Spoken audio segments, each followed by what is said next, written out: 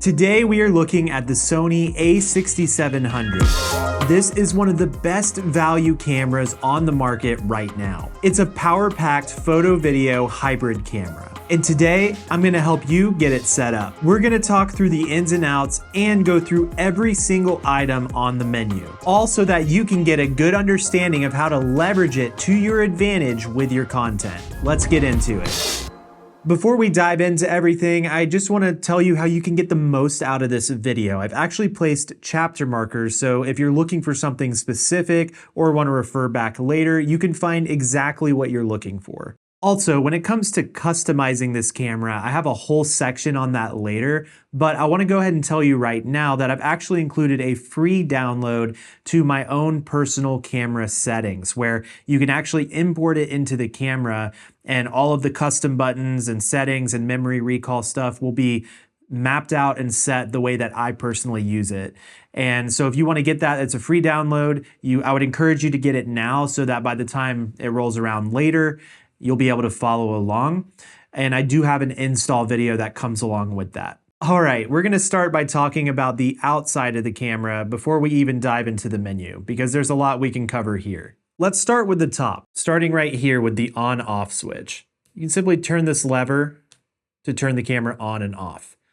In the center is actually a button. This is your shutter button, what you'll use to take pictures. You can also program this to record video, and I'll show you how to do that later. Then just below this is the record button. Again, this is customizable.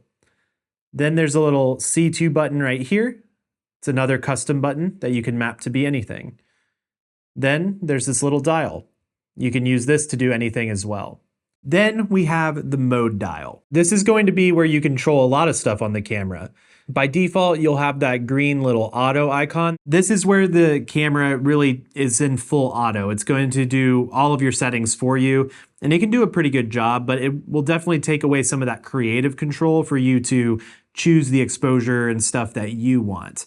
And so it is a good one to start with, but there's a lot of other modes you can get into. Then we have P. This is program auto, where the camera is going to automatically control your shutter speed and your aperture, and you'll have control of stuff like ISO. Then there's aperture priority. This is where you control the aperture, so you set that value, and the camera will automatically adjust the shutter speed. Then there's shutter priority. This is the opposite, where you control the shutter value and the camera will automatically adjust the aperture. Then there's manual mode. This is where you have full control over ISO, shutter speed, aperture, all of the things. Then we have 1, 2, and 3. These are your custom memory recall modes, where you'll actually be able to set up your camera exactly how you want it in whatever modes you like, and you can actually save it to be a custom preset, which means you can do cool stuff like, have it set up where, maybe you're doing video and you're in option 1 and it's normal speed, and then you want to switch to 2 and instantly have slow motion. As we go through this video, if you're a little confused about words like shutter speed, ISO, aperture, white balance, resolution, frame rates, if you just don't actually know what those things are yet, don't worry. I've actually put together a completely free guide at supersimplecamerasettings.com, where I break down all of those terminologies and I help you really understand how to expose your camera, how to use these settings to your advantage so that you can actually take the camera from auto to manual in minutes.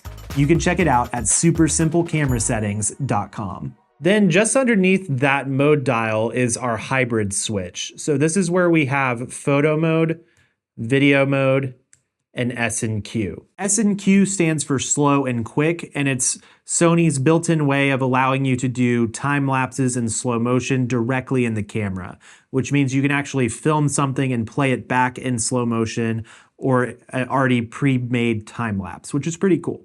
Right next to this, we have the menu button, which is where we'll access the menu. Then right up here on the top, we have the multi-interface shoe. Now, the cool thing about this is traditionally cameras have hot shoes on the top where you can attach something like a flash. You'll take a picture, the flash will fire. But the cool thing about Sony's multi-interface shoe is you can actually work with gear beyond just a flash.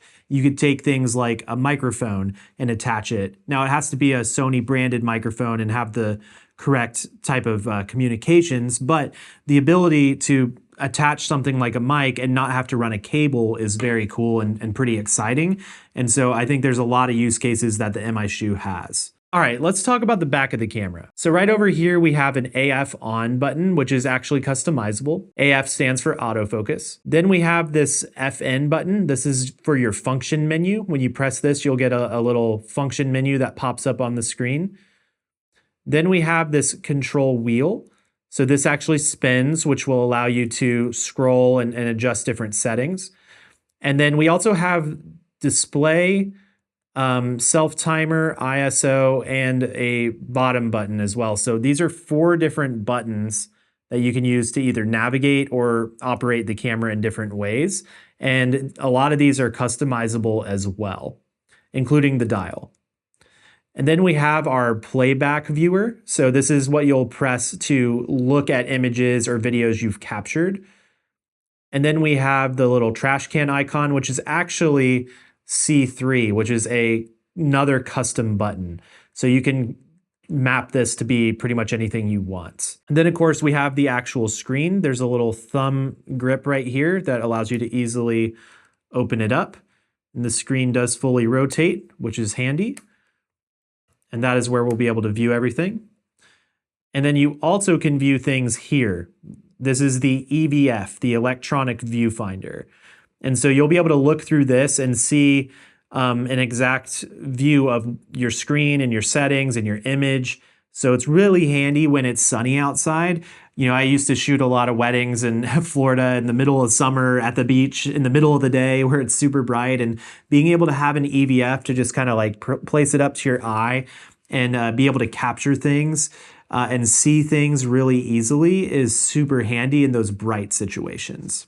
Right next to this EVF is a little optical dial, so you can, you know, change it if you need to, depending on your prescription. And also, I'm gonna just kind of say this is sort of on the back as well. There is a sneaky little custom button over here on the side. This is actually your C1 button right here. So you can be holding your camera and have a quick little custom button right there, which is super handy. This is one of the few Sony cameras I've seen that has this button right here, which is pretty cool. So moving on from the back of the camera, let's talk about the side. And you'll see right up here at the top of the side is a little strap attachment piece, and this is on either side. So this is for you to put camera straps on. Right underneath that over here is a little door with some ports. So this first one is going to be where you'll do your audio input. So when you have wired mics, you'll be able to plug them right here. And then right below that, we actually see a USB-C port. And this is where you can plug stuff in to charge the camera, to connect it for live streaming, to do tethering, all sorts of things. That little USB-C port right there. Then below this, we have an SD card slot. So to use that, just kind of flick that, boom. So this is where your SD card will go. Make sure it faces the right way. You'll be able to place it in here, and boom. Now, I will say this is a very powerful camera, and in order to get the most out of it, I would recommend going for something like either a V60 or a V90 SD card. I'll link a few in the description below. You don't need to start out with that, but it would be beneficial for you once you start pushing this camera's limits, because it can do really fast bursts. It can do really high frame rate 4K video recording. And so in order to really make that a smooth process and get the camera to operate as well as it can, you'll want to pair it with a proper SD card. So I'll link a few options in the description below. All right, then underneath this, we have the last door, which has our micro HDMI port, as well as our audio out. So this is where you'll plug in headphones if you want to monitor your audio or things like that. All right, let's talk about the bottom of the camera. Couple things happening down here. First off, we have this 1/4 20 thread mount. So this is where you can attach things like, you know, quick release plates for tripods or just mount the camera directly to different attachment pieces. And then over here we have the battery door. So you'll want to just slide this lever kind of like the SD card and it will pop open. And then this is where we can actually place in the battery. So we'll grab a battery, find the arrow, line it up, boom. So now we've got a battery loaded into the camera. Even though this is a crop sensor camera, it actually takes the newer batteries, which have traditionally been kind of reserved for the full frame options. So I'm really happy to see that bigger size battery in this camera. All right, now let's take a look at the front of the camera. Right over here, we actually have another dial, and this is customizable as well, which is super cool. Then we have the main sensor. So you can just twist the body cap, pull it off. This is the sensor. Couple notes about the sensor. I'm going to go ahead and cover it back up. You don't want to leave this thing exposed. You don't want to touch it. You want to keep it as clean as possible. This is not a traditional DSLR. This is a mirrorless camera. The sensor is exposed, and so you really need to be careful with it. There's proper ways to clean it. I'm not going to go into it in this video, but I do have a video on how to do that properly. But you need to treat this very, very carefully. If this gets dust on it, hairs on it, fingerprints on it, it's going to show up in all of your stuff, and you don't want that, okay? So the idea really, I'm not saying this to put fear in you, but it's more just to have wisdom when you're operating this thing. Try to, be quick when you're switching your lenses, and don't just leave it sitting around for a long time with the cap off. Like, take care of it, keep it covered as much as possible, either with a lens or the body cap on it. It does matter. So right under here, this is actually a lever to release a lens. So I'm going to show you guys how to put a lens on. Just take the cap off by twisting it. You don't need to hit the button for that. And before I take it off, I'm going to get my lens ready. So we'll take the back cap off of the lens. You'll see all the electronic connections. I'm just going to go ahead and take the cap off. And what you'll want to do is find the little white dot on the lens, and that lines up with the white dot here. So you just line those up and then twist it. You'll hear that little click, and the lens is attached. Now, in order to take this off, to remove it, we use that little lever. So you're just going to hold it down, twist, and pull back. And now the lens is off. You're ready to put a new lens on, or just place the body cap on. And right over here is a little light. This will actually be used when you're trying to focus with your camera and it's dark. You can shoot a little orange light to help the camera focus. So that's where that comes from. All right, we've talked through the kind of overview of the body of the camera. We have a battery in, and you guys know how to turn it on now. So what we're going to do is go ahead and flip the camera on. Let's open up our screen and flip it around. And I'm going to help you guys get this thing set up. So go ahead and select your language. You can say, I understand. And then we're not going to do the Creators app right now. We'll talk about that later. But for now, I just want to show you how to set it up directly on the camera. So go ahead and hit the trash icon or touch Set on Camera. We're going to set the area, date, and time. We can choose our date format. You got to watch the AM and PM, make sure you get that right. And we'll hit OK. All right, so right here, this says when shooting from a tripod, instead of shooting while holding the device, setting auto power off temp to high to extend recording time. Would you like to set? What does that mean? Okay, so by default, when the camera starts to feel a little warm, it will stop recording and warn you.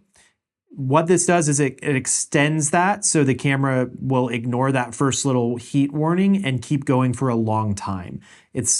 I've never had it damage the camera. I've never had it give me any sort of bad results. It just way extends how long you can record and shoot in hotter conditions. So I would definitely go ahead and set this.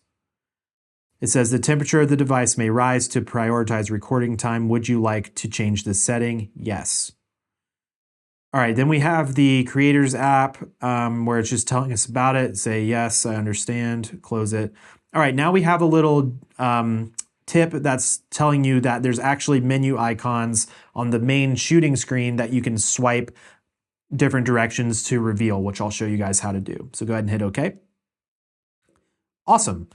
All right, let's take a look at this shooting menu. Now, at first glance, there's a lot of icons happening here, but before we even dive into it, what I want you guys to do is change on your mode dial so that it says auto. And then I also want you to go to the hybrid switch and go to video mode. So auto and video mode. That's what we'll start with today. And you'll see all of these icons have now changed, right? Because we're in a completely different set of things that we can do in video versus photo mode. So let's break down what each of these icons are. Right here at the top, these green meters, this is your audio levels, so you can see them at a glance. Next to this, we see this MF. This stands for manual focus. And the reason it says that right now is because I actually don't have a lens on the camera. So let's change that. Go ahead and take the back cap off of this lens. We'll take the body cap off of the camera. We'll find our white circles, line them up, twist. You'll hear the lock. It is on. And now you can see this actually says AFC. This stands for autofocus continuous. And it's basically just telling me at a glance what focus mode I'm in. Next to this, we have STBY with some zeros. This stands for standby. This is the mode that the camera is in when it's not recording. Now, if I change that by hitting the record button up here, you'll see a little red record sign now with a count up, kind of showing me how long the clip is. We'll hit record again, and it switches back to standby. Next to this, we have our resolution and frame rate. So right now at a glance, we can see we're in HD and 60 frames per second. Now we're gonna change this later, and that change will be reflected here. Next to this, we see a little card icon with a time remaining. And so this is showing me that currently in HD at 60 frames per second, I can record for 2 hours and 57 minutes. Now, if I change this to 4K or different types of frame rates, this value that I have left to record may change because the file sizes will be bigger or smaller depending on the settings. Also, yours may look different right now depending on the size of your SD card. Larger cards, this will be bigger, smaller cards, smaller. Next to this, we have the battery life icon. This just shows you at a glance how much battery life you have left in the camera. Then over here on the bottom row, we see a couple of other settings. So right here on the bottom, we see our shutter speed. And because we're set on auto, as I move it around, it will adjust and change.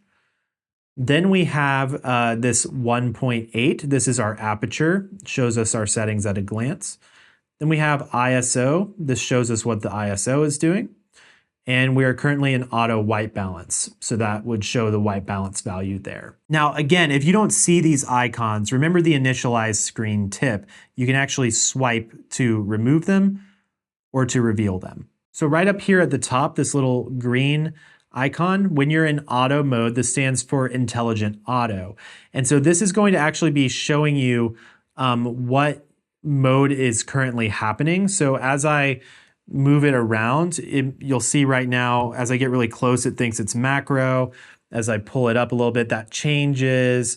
Depending on if you face it at yourself, you'll see it go into portrait mode. If you're heavily backlit, it will say, backlit portrait, and the camera will assess the scene. If you're shooting a landscape, it will say landscape, all of that good stuff. But yeah, that basically just shows you what mode you're in. Now, if I was to change this on the mode dial, let's go to M for manual. You'll see now this has been reflected right there where there's an M. Again, if I go to something like aperture priority, it shows you there as well.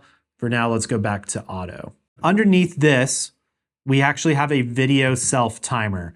Kind of a weird setting, honestly, especially to have it so accessible. But again, that's just coming from me as somebody who edits videos where I know I can just chop it off in the beginning. But if you don't want to deal with that for some reason, you can set a video timer where you'll hit record and it will wait 3 seconds before it starts recording. I would recommend most of the time just leaving that off. Then we have our focus mode. So if we select that, we can see we have AFC and MF. I'd go ahead and leave it in AFC for now, just so the camera can have the focus on. Underneath this, we have a picture profile option. So in Intelligent Auto, there's no way to control that. But if we go ahead and switch this to, say, manual mode, and we look back at the screen, now we can see we can actually click into here and choose different picture profiles. I'll talk more about that later. For now, we'll switch back to auto. And then we have this little, what I call the magic button. It's really an image style control button, and it works specifically with Intelligent Auto. So you'll notice if I switch away from this, you don't see that button anymore. But if we go back to Intelligent Auto mode, it's back. And so what this allows you to do is touch it, and now you get a whole new set of menu icons down here. And this is going to let you control elements of the exposure of the camera to kind of take what Intelligent Auto is doing and have some more control over it. So if we select the first option, we can see we have a slider that says defocus to clear. So if we slide this up to be clear and you're filming yourself, your whole background is going to then come into focus. It's essentially changing the aperture. And then if we slide back all the way to defocus, that will really blur out the background. And you'll notice as I was sliding around, the screen starts to disappear sometimes. If that's happening to you and you're getting frustrated by it, you can change it. What it is doing is it's the EVF. It's detecting as if your face is going up to it. So depending on how you're holding it and operating it, as soon as I get in front of that sensor, it shifts and it goes inside of the EVF. So if you happen to notice that happening, that's what it is. There's nothing wrong with the camera. It's set up to do that intentionally. Next to this, we have a little sunshine icon. This is going to allow us to make the image brighter or darker. Then we have a little temperature icon. This shifts the color to be more blue or warm. So if we notice the camera, whatever it's doing automatically isn't quite how we like it, we can shift it one way or the other. And then there's this little auto button. So this allows you to actually change a creative look. So you can experiment with those. I think FL looks pretty cool, kind of a filmic look. Or you can just leave it on auto or standard, whatever you feel. Experiment with it. We're not going to go through all of them right now, but if you're in Intelligent Auto mode, it's a cool thing to try out. Now, going to the other side, we have a little record button. So this is another way we can start recording. We just touch it. We'll see the little record change, and then we can stop it. Goes back to standby. Then we have a softened skin effect. So if we turn this on, we can choose that we want it on or off. And then within this, we can go sideways, go high, medium, or low. Honestly, for me, I'd recommend never turning this on. I think it can just really kind of degrade the quality of the camera and look a little whack. If you really want it for some reason, that's fine. It's there and you can use it. But again, I do think it kind of degrades that sharpness quality of the camera. So I would use it sparingly. Personally, I never use it. Underneath this, we actually have our subject detection. So if we click into this, we can see our recognition target is now changing to birds and animals. And now it's just animals. Now it's just birds. Now it's insects, cars and trains, airplanes, and back to human. But yeah, this has AI autofocus built into it, and it actually has an AI dedicated chip in the camera. And so it has these libraries and algorithms of all this different stuff that it's pulling from. So when you choose that mode for insect, for example, it's going to use AI autofocusing technology to detect that it's an insect and help focus really well on it, right? So most of the time you'll want to do that with human because most of the time you're going to be filming yourself or filming people. All right, underneath this, we have some touch tracking options. So when you touch the screen, you'll see, boom, I want to start tracking that item. And so even though this is just a pattern of wood on the table, you can see how good it's doing just tracking that. And then I can press the center button to turn that off and then select something else. Boom. And you can see it's just sticking right there. The autofocus is so crazy on this thing. Again, hit the little center button to turn it off. So within this, you can choose some different things as well. If you want to just have a touch focus where it doesn't track and you're just like focus over here and it doesn't like stick to it, you can choose to do that. And then over here, We have touch shutter. This isn't relevant for video mode. Then we have touch AE and off. So AE has to do with exposure. So what you touch, it will prioritize exposing the camera to. And then maybe you just want to turn the touch function off. Honestly, a lot of times I like to be able to turn it off pretty quick, because when I'm vlogging and like filming myself, if I'm touching the screen and then I go to flip it around and film myself, it can kind of like disregard all of the great autofocus because I'm telling it, hey, focus in this random corner that I accidentally pressed. So it's just something to be aware of. And if you notice you're like, think that all your settings are good and you're looking back at your footage and you're like, why am I blurry? Could be that your touch tracking was on and you accidentally touched the screen, right? So just something to think about. I'm gonna leave it on for now just for the sake of this tutorial. Then underneath this, we have the playback icon. This is gonna do the exact same thing as this playback button. So if I press into this, I can see some of those little clips that I've taken in this tutorial. And then at any point, you can either hit menu to get back into the menu or get back into the shooting screen, or you can half press the shutter, which is what I do oftentimes. So if I just half press the shutter, I get back into the shooting screen. So another thing you can access within the touchscreen menu is to actually swipe up. And this is gonna bring up your function menu. Again, I'm gonna half press the shutter to return back to shooting screen. The other way to get into this is to hit this FN button. So either way, it gets you into the function menu. Now, these are a bunch of different settings that you can quickly access while you're creating. And the cool thing is all of these are customizable. So I'm not gonna go through them right now. We'll talk through that later on. And that is the touchscreen shooting menu. What we're gonna do now is actually dive into the full in-depth menu. And again, we wanna make sure that we're starting with the video mode on the hybrid switch. We're gonna be covering the video menu first. Go ahead and hit menu to access the menu. So real quick, I wanna show you kind of how to navigate this menu. So up at the top, you'll see main menu 1 and record frame rate and a little 2/55. So this just shows you that top row kind of at a glance where you are in the menu, what mode you're in, what page you're on, and what the name of that page is. Then on the bottom, you'll see that you can actually do your dial to change your page. So if I do that, you'll see these, I can scroll through these different pages. I'm doing this front dial, by the way. And you're able to navigate through that, and we can go back to the main page here. Then we also have this trash can icon. So at any point, you can basically use this to press it, and it will give you a quick tip about what this item is. And then you can hit the center button to say okay. All right. And then again, you can hit the menu to close the menu to get back into your shooting screen, or you can half press the shutter. That'll get you there as well. So this first page really is just meant to give you an overview of what your current settings are. You can touch into this to change things, or just select it to change things. And you'll be able to do that with most things here in the menu. I don't really mess with this page very often.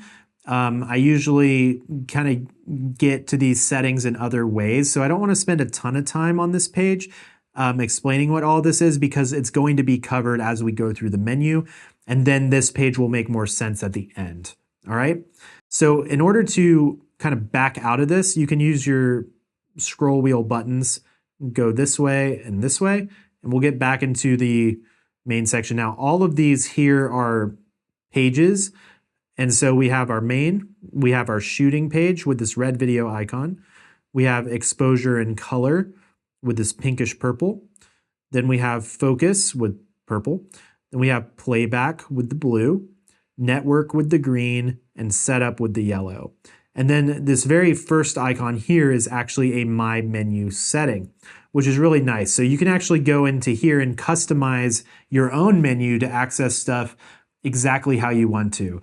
And I think Sony a lot of times gets critiqued by how complex their menu systems are, but this mode right here really negates that critique, because you're able to set up the menu exactly how you want it to be. So it can be as simple or complex as you want.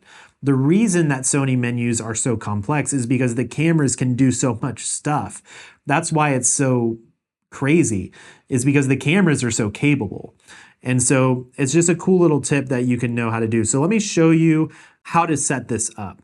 So what we'll do is in the My Menu setting, we'll scroll over and we see Add Item, okay? So we'll click Add Item and let's just go ahead and choose this one, sure. So we're gonna select an item, we're gonna choose My Menu 1, and we're gonna choose this first spot. It says Added. Now, when it backs out of here, you may think you're back in the menu, you're not. You're still able to add other things. So let's go to File Format for this, and we'll select it. We'll say My Menu 1, and then we'll choose video file format. Sure, My Menu 1, and we can actually choose which place in the menu we want to put it. So let's put it in the middle now. Added. Now, say we're done organizing our menu. We'll actually hit Menu to back out of it, and now we're actually back in the menu. So we can go here, go to My Menu 1, and this is actually our stuff. Now, if we want to change this again, we can go to My Menu and choose Sort Item. And so now we can say, I want to sort photo file format, and I actually want to move it to My Menu 1, and I'm going to put it at the top now. Boom. Then I'll hit Menu, and when I go back to My Menu 1, that's now at the top, right? Now, if we go back to My Menu setting, as we can see in My Menu 1, file format's actually grayed out because it's for photos and we're currently in video mode. And so what I'm going to do is go to Delete Item, and we're going to delete the photo file format. Hit OK. Now, have peace of mind, you're not deleting it from the camera. You're still going to be able to choose your photo file format. This is just deleting it from your little menu that you're setting up. So we'll hit Menu to back out. Boom, we can see it's gone, okay? And again, I'm gonna delete the JPEG item as well. And we'll go back into here. And we'll leave video file format for now. Now, you can delete a whole page because again, you can have lots of menu items in these things. You can delete all of it. And then you can display it from My Menu if you want. So you've got lots of options here, and it's really customizable. This will make more sense as we dive into it, and I'll show you a few things that I like to do as we continue to go through the menu settings. Now, we're gonna actually start into the red shooting icon. To me, this is really where the menu actually kind of starts for real. And so we're gonna start going line by line with all of these items. So we'll click into the red video shooting icon, and our first option is image quality recording. We're gonna go into this menu, and we have all of these settings that we can start to talk about. So the first one here is file format.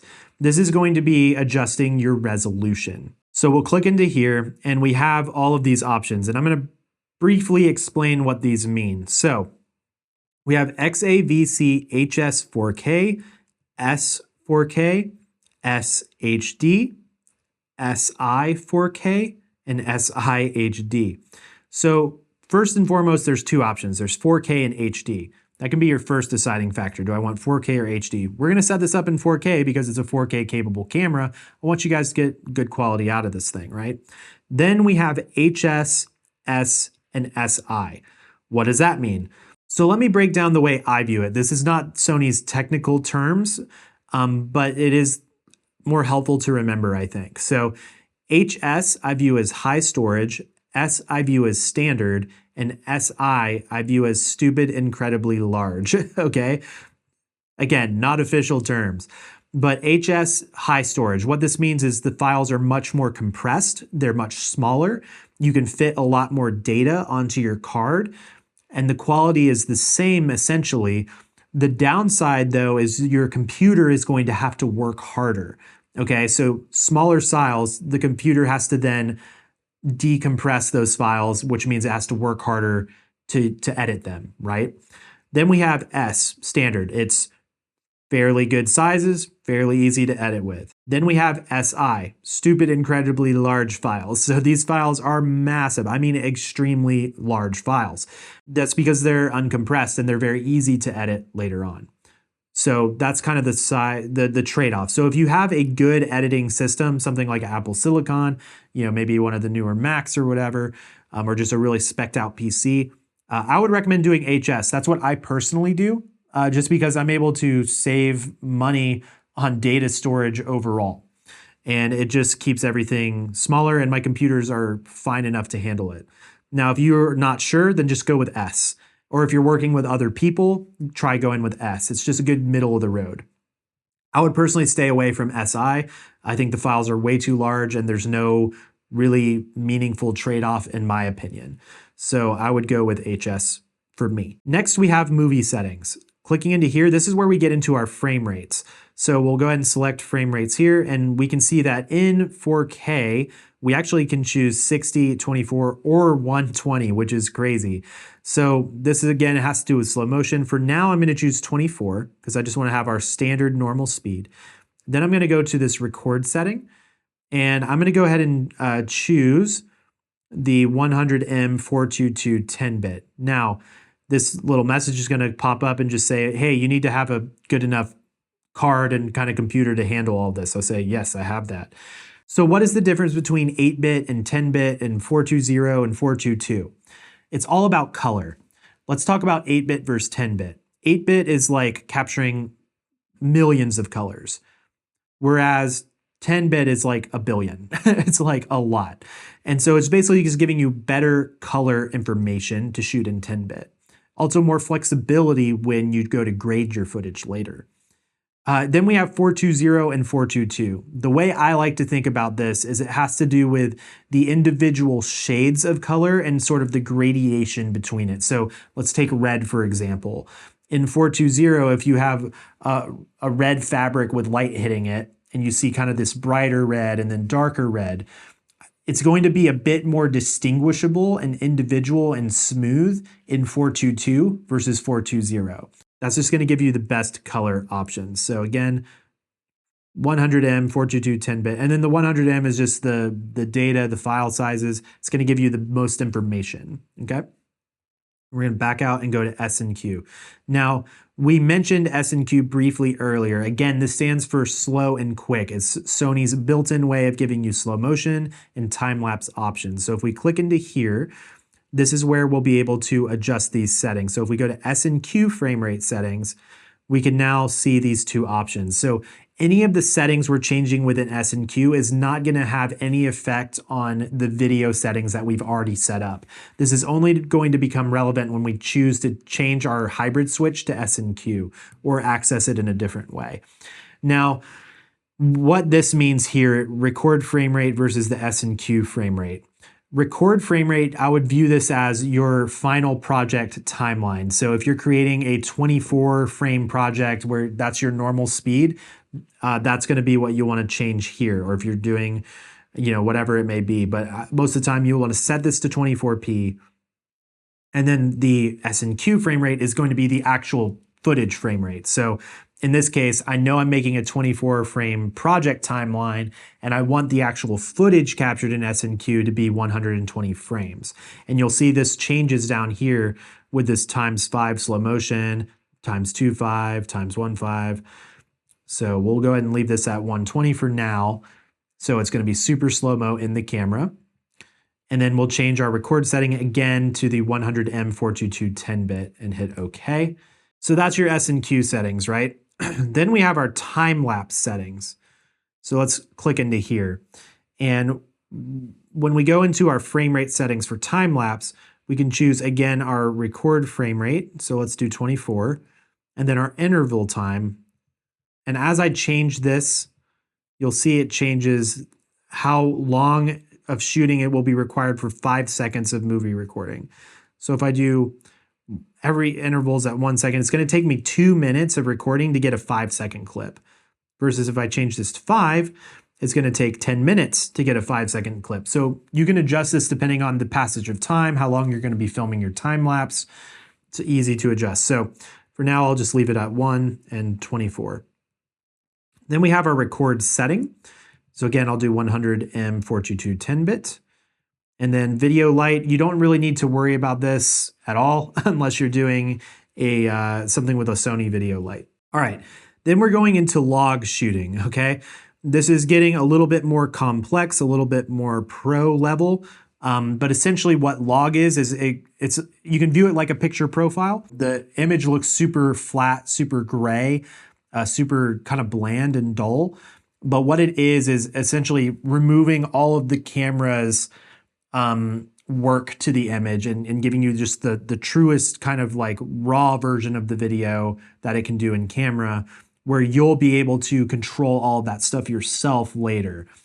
So you can use a conversion LUT later, you can add color, you can shift it and pull it, and it's a lot more flexible than just capturing in a standard profile.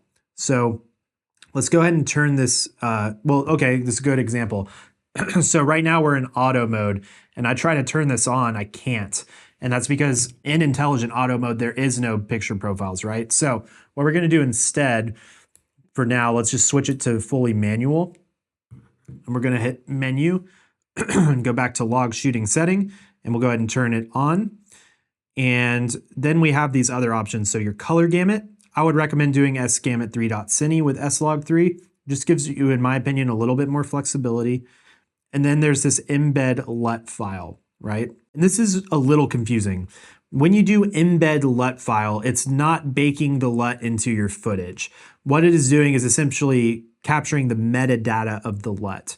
And so you'll be able to see it in different previews in Catalyst Browse and reference it when you're editing, so that it is still capturing in log. So your files are still in log, but you'll know what LUT preview you were using if you're using a LUT that way. To actually add in a LUT that's baked into the footage in real time, you'll actually turn log shooting off, and I'll show you how to do that later. It's going to be where we import the LUTs and then use them as a picture profile.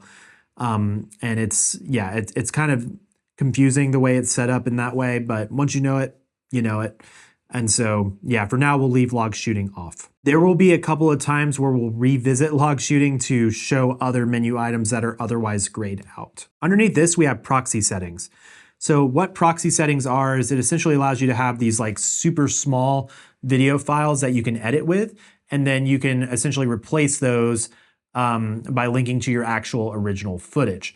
So it's really good if your computer's a bit slower or older. You can take advantage of proxy recording. So you can go ahead and turn that on, and you can choose what format you want that to be. It's indicated here at the bottom. As you can see right here, this is a 1280-720 file, which is much smaller.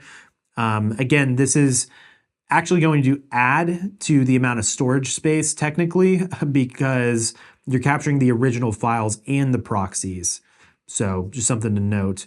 But you can hop in here and do, again, the HS version there. But this is going to make it an actual 1080 file versus this one is a 1280 file, so it's going to be smaller. So moving on, we have lens compensation. Let's click into here. So shading comp is essentially going to determine if the camera is going to help compensate for certain lenses have kind of like vignette shading on them. And so this will help, you know, remove that to make it look as natural as possible. And so if you leave it on auto and you're using it with a Sony lens, it's going to auto detect what that lens is, what is the natural vignetting. It's going to kind of put a profile characteristic to help combat some of that natural shading. Same with chromatic aberration. That's going to be where you get some of those kind of like fringy colorations in your footage. And if a lens characteristic is kind of known for having that, this will help combat that. I just leave it on auto. Same with distortion. It's currently disabled, but depending on which lens and which stuff you have going on, you can choose that. And then there's breathing compensation. So this is actually a pretty handy one. Breathing compensation, when you go in and you turn it on, what that's going to do is it will crop into your image a little bit, but when your lens focuses through the focus plane, when it's off, you may notice with certain lenses a little bit of a kind of warpy wobble that happens where it's like kind of fluctuates the frame a bit. So when breathing compensation is turned on, that'll go away. So when you focus back and forth, it's just like the image is staying exactly framed as it is, and you just see focus changing. So depending on the look you want, or the type of lens you're working with, this could be relevant. I'm gonna leave it off for now because I'm not necessarily doing super intentional focus pulling right now. And I also don't want it to crop in onto my image more than it needs to. So that wraps up page 1 of the shooting menu. Going into page 2, we're in media. So format is a super important one. Don't touch this unless you know for sure you want to be doing it, because what it's going to do is completely erase the SD card. So we're going to go ahead and do that right now. We're going to execute format, and it is formatting the memory card. I would recommend doing this when you first put in a new card, or you're for sure you're done with whatever projects are on the card and you want to quickly get more room. You can do it that way. It's not a bad thing to do. You just need to make sure that your images are backed up somewhere else first, because otherwise they'll be gone. All right, so this is also where you can do some recovery of image database stuff. If you have some corrupt SD cards, it's a place to look into. And then display media info. This is where it shows that time of how much is remaining. Again, you can see this on the shooting screen, right? So what I like to do though is go into my favorite menu, and we're gonna go to my menu settings. We're gonna add an item, and we're gonna scroll back into media and choose format. And we're going to add it down into the my menu section. I like to have that super accessible because I do format my cards a lot. A lot of times when I finish a YouTube video or I finish a project and I know all my stuff is on my computer and it's also on a backup, then I'll format it so I have easily more space to use, and I know that card is now optimized for the format of this camera, right? So I like to put that in my menu setting. So now when I go to my menu, I can see file format, which is my resolution, and then I can see format, which is to format the card, okay? So going into here, back into, we are now in page 3, file. Okay, so this is where we can choose to write the serial number. I usually leave this off. I don't care about the serial number of the camera being written. If you do, that's cool. You can just turn it on. So then we have file settings. And what this is going to do is essentially change the way that your individual files are titled and formatted. So if we come down to this file name format, I like to do title. You can choose whichever one you want and experiment with it, but I like title because I can then go to title name settings, and you'll see this right now it's C1234. But if I go into here, what I like to do is select this, and I'm gonna optimize this a little bit. So we're gonna delete, and we're going to go, let's go capital letters.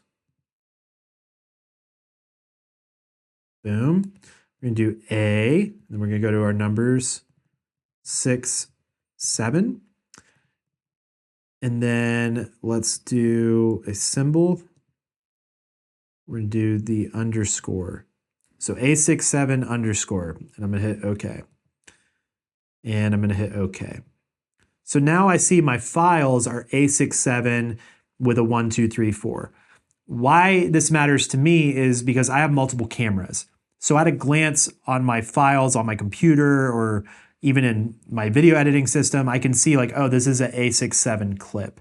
And so it's a really nice way for me to know and distinguish, because a lot of times I'll remember, oh, I was using this camera for this task or whatever. And so I kind of have some extra info at a glance, which I find really helpful.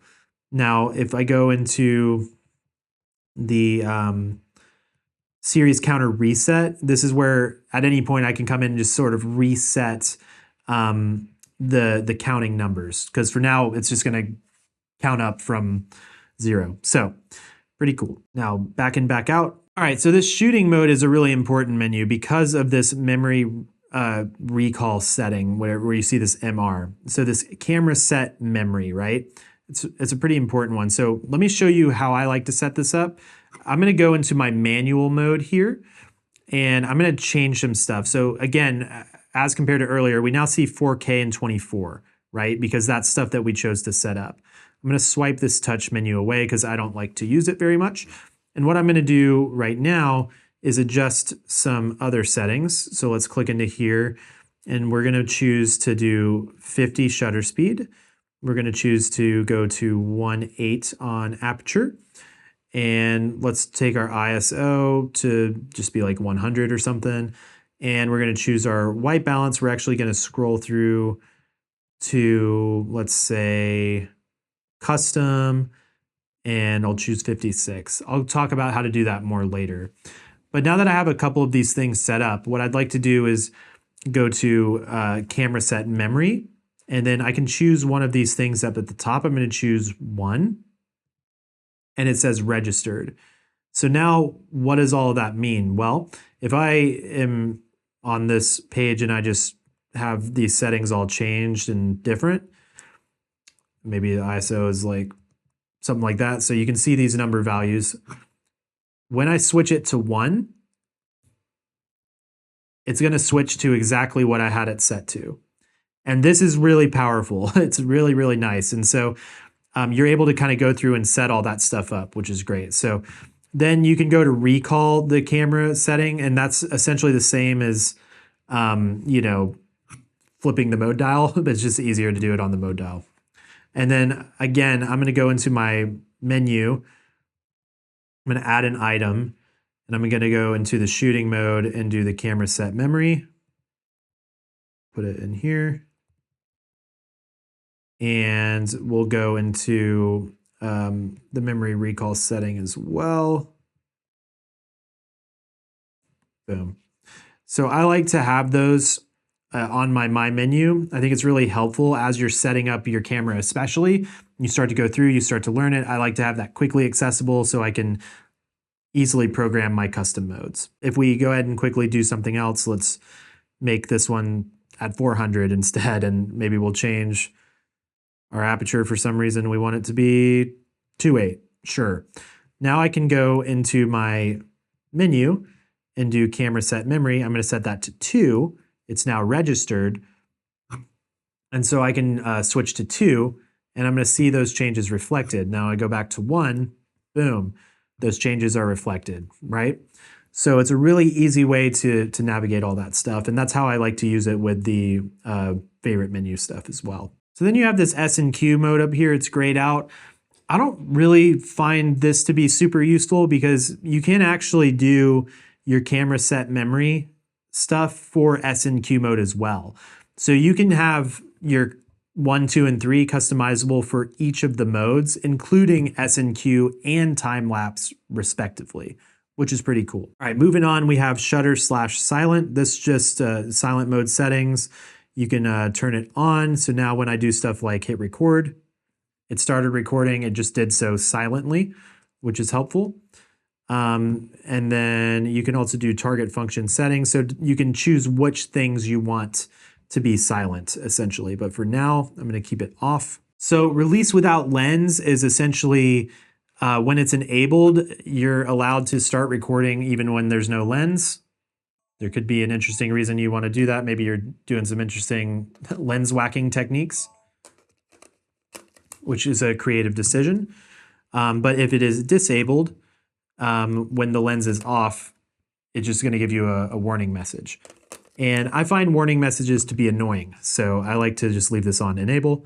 And then there's anti-flicker set. This is a very powerful setting. So this has to do with different types of lighting environments, typically like LEDs or even computer screens or TV screens or LED walls with different types of refresh rates.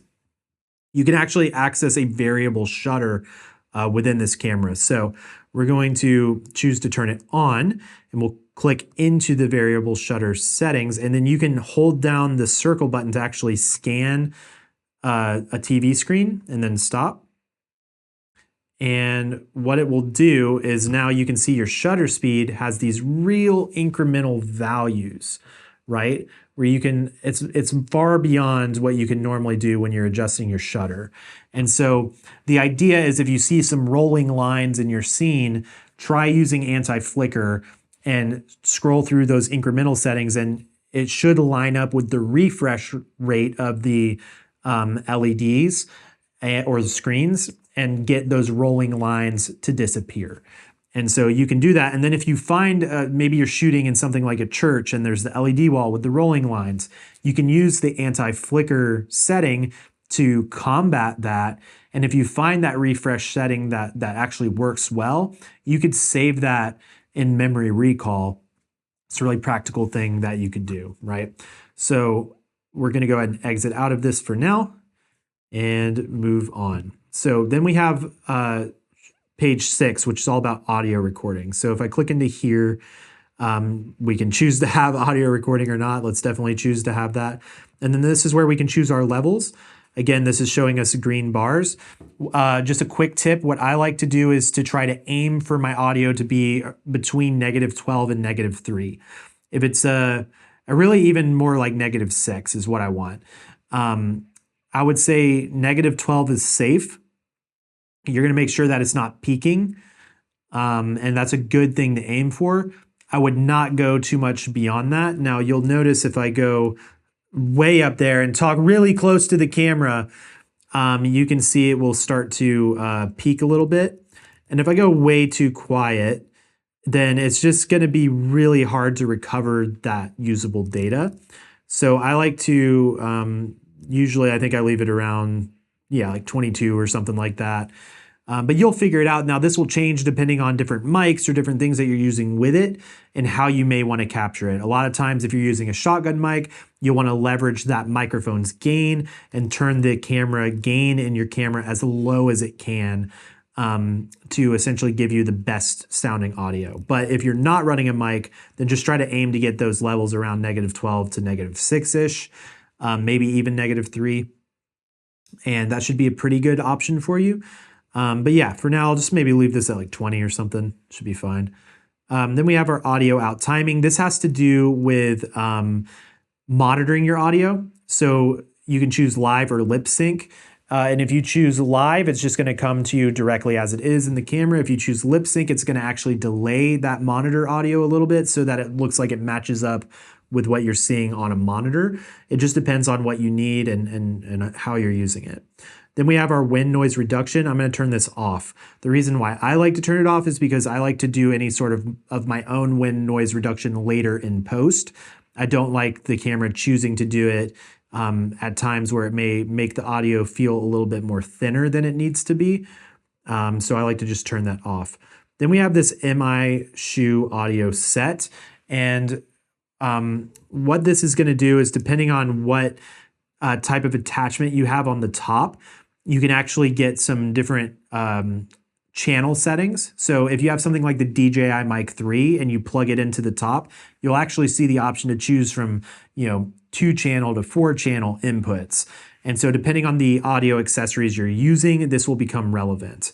But if you have nothing on the MI shoe, it's going to be grayed out. Then we have the timecode menu. Now, I'm not an expert in timecode. I honestly don't know a whole lot about it. But I will do my best to give you a good starting point. But if you really want to dive into timecode, you'll probably want to find a different video that really covers it in more detail. But here's basically what I've come to learn. So timecode preset is where you can manually set your starting timecode, which is going to be handy for multicam use. So you can click in here and you can just manually start that timecode timer. Then we have user bit preset. This is essentially, to my knowledge, kind of like a custom label that you can put within the metadata of the timecode files. So if you're working with multiple cameras, this can be pretty handy. You can do interesting presets with this as well. And it's really the user bit time rec that will turn that on. And then user bit preset will allow you to have its own clock for your own customization purposes. Date, camera ID, project codes, whatever it may be. Then we have timecode run. Within here, we have rec run and free run. Free run is going to keep your timecode counter counting even when you're not recording. Record run is going to only count the timecode when you're recording. So it just depends on what type of setup you're trying to do. Then we have timecode make. We have preset or regenerate. Preset essentially means that it's going to start fresh from your chosen number. Regenerate means it's going to continue from the last clip's numbers. So this can be used for continuous shoots or labeling cameras. Now, the other thing I'll mention about the Sony A6700 timecode is, to my knowledge, it doesn't really do the jam sync style because it doesn't have its built-in timecode settings in that way. It is a little bit more limited. So something to note, there are some workarounds that you can do. If you know about timecode or you're learning about timecode, these are the options you have. Moving on, we have shooting page 8, image stabilization. So we have Steadyshot. This is off, standard, or active. When you choose active, this is going to be the most stable you'll get straight out of the camera. It's going to use a little bit of digital stabilization. You'll see a little bit of a crop into your image. So that is a trade-off, but the footage will be smoother versus standard or off. Standard, the crop is no longer there, but there is still some stabilization applied, and then off, there is none at all. Most of the time, I would say probably 90% of the time, I like to leave it on active unless I'm doing a tripod shot where I want it to be a little wider. Then we have our Steadyshot auto adjust. If you're using a Sony lens like I am right here, it is going to just automatically adjust those settings. But if you're using a third-party lens, you can go to manual and then choose the focal length of that lens to get the best results with your Steadyshot settings. So let's talk about zooming. If you have a lens that has zoom already on it, this probably will not be grayed out. I'm using a prime lens right now with no zoom, so it is currently grayed out, but that's because I'm set to optical zoom. So if I go to zoom range, you have optical, clear image zoom, or digital zoom. So optical zoom is basically meaning it will only allow the camera to utilize the natural focal length of the lens. So if it's a 24-70, you can only zoom in to 70. Now, if I do clear image zoom, that means you can do that, and then you get this little extra magic boost from Sony where I think you can do about a 1.5 times digital zoom on top of it, which I think is good. And then we have digital zoom, which gives you even more zoom. But to me, I don't really like digital zoom as much. I feel like the footage really starts to fall apart a bit when you do that. And I'd rather just kind of scale it in post at that point. But to me, clear image zoom is pretty magic. Like you really do get a little extra push out of that. So I'm going to choose to switch this to clear image zoom. And now I can actually choose zoom even though I have a prime. And I can see right here, if I go into this, I can use my control wheel to actually zoom in a little bit. So I get a little extra punch even out of a prime lens, which is pretty cool. So you can choose the custom zoom speed, where you can just basically adjust how fast the speeds happen, whether you're in standby or record.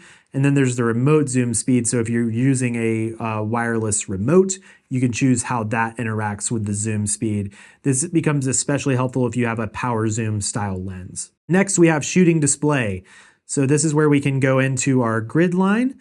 Let's go ahead and turn that on, and I'll half press the shutter. And as we can see now, we have our rule of thirds grid happening. I'll use my hand so you can maybe see it better. Rule of thirds grid, pretty cool.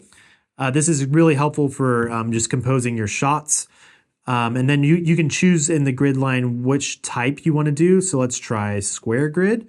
Now we can see that has changed to show lots of squares. And then we have the other one as well, the diagonal square grid, where we can see we got a lot of stuff happening right there.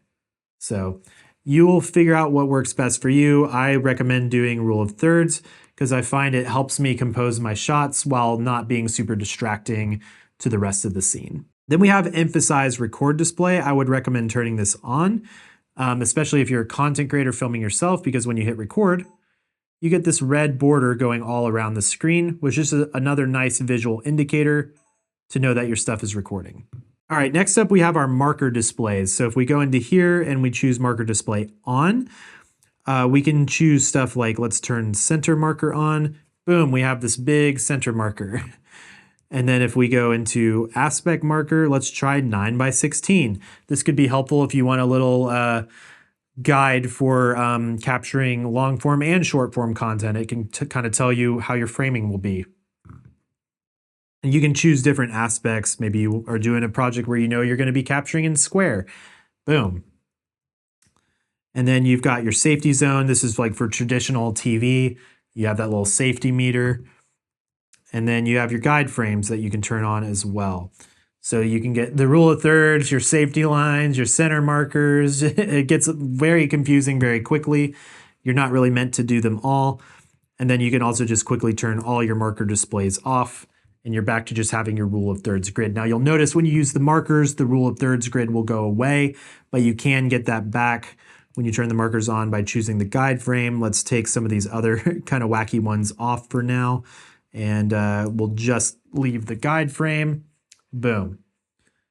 Easy. So if you want a little more vivid one, you can do it that way. But I'm going to turn the marker display off because I personally prefer the subtle rule of thirds grid here. Now we have shooting option. Again, we have that self timer that we talked about, and then we have the auto framing setting. So this is an AI feature of this camera where you can actually set it on a tripod and have it film yourself, and a little box will show up and actually track you within the frame. It's pretty cool. This is where you can turn it on and you can start to choose how it operates. So do you want it to start when it begins to track you? Do you want it to auto start? Do you want it to wait 15 seconds? You can choose all of that stuff. And then you can choose how much of a crop it's going to do, a large, medium, or small.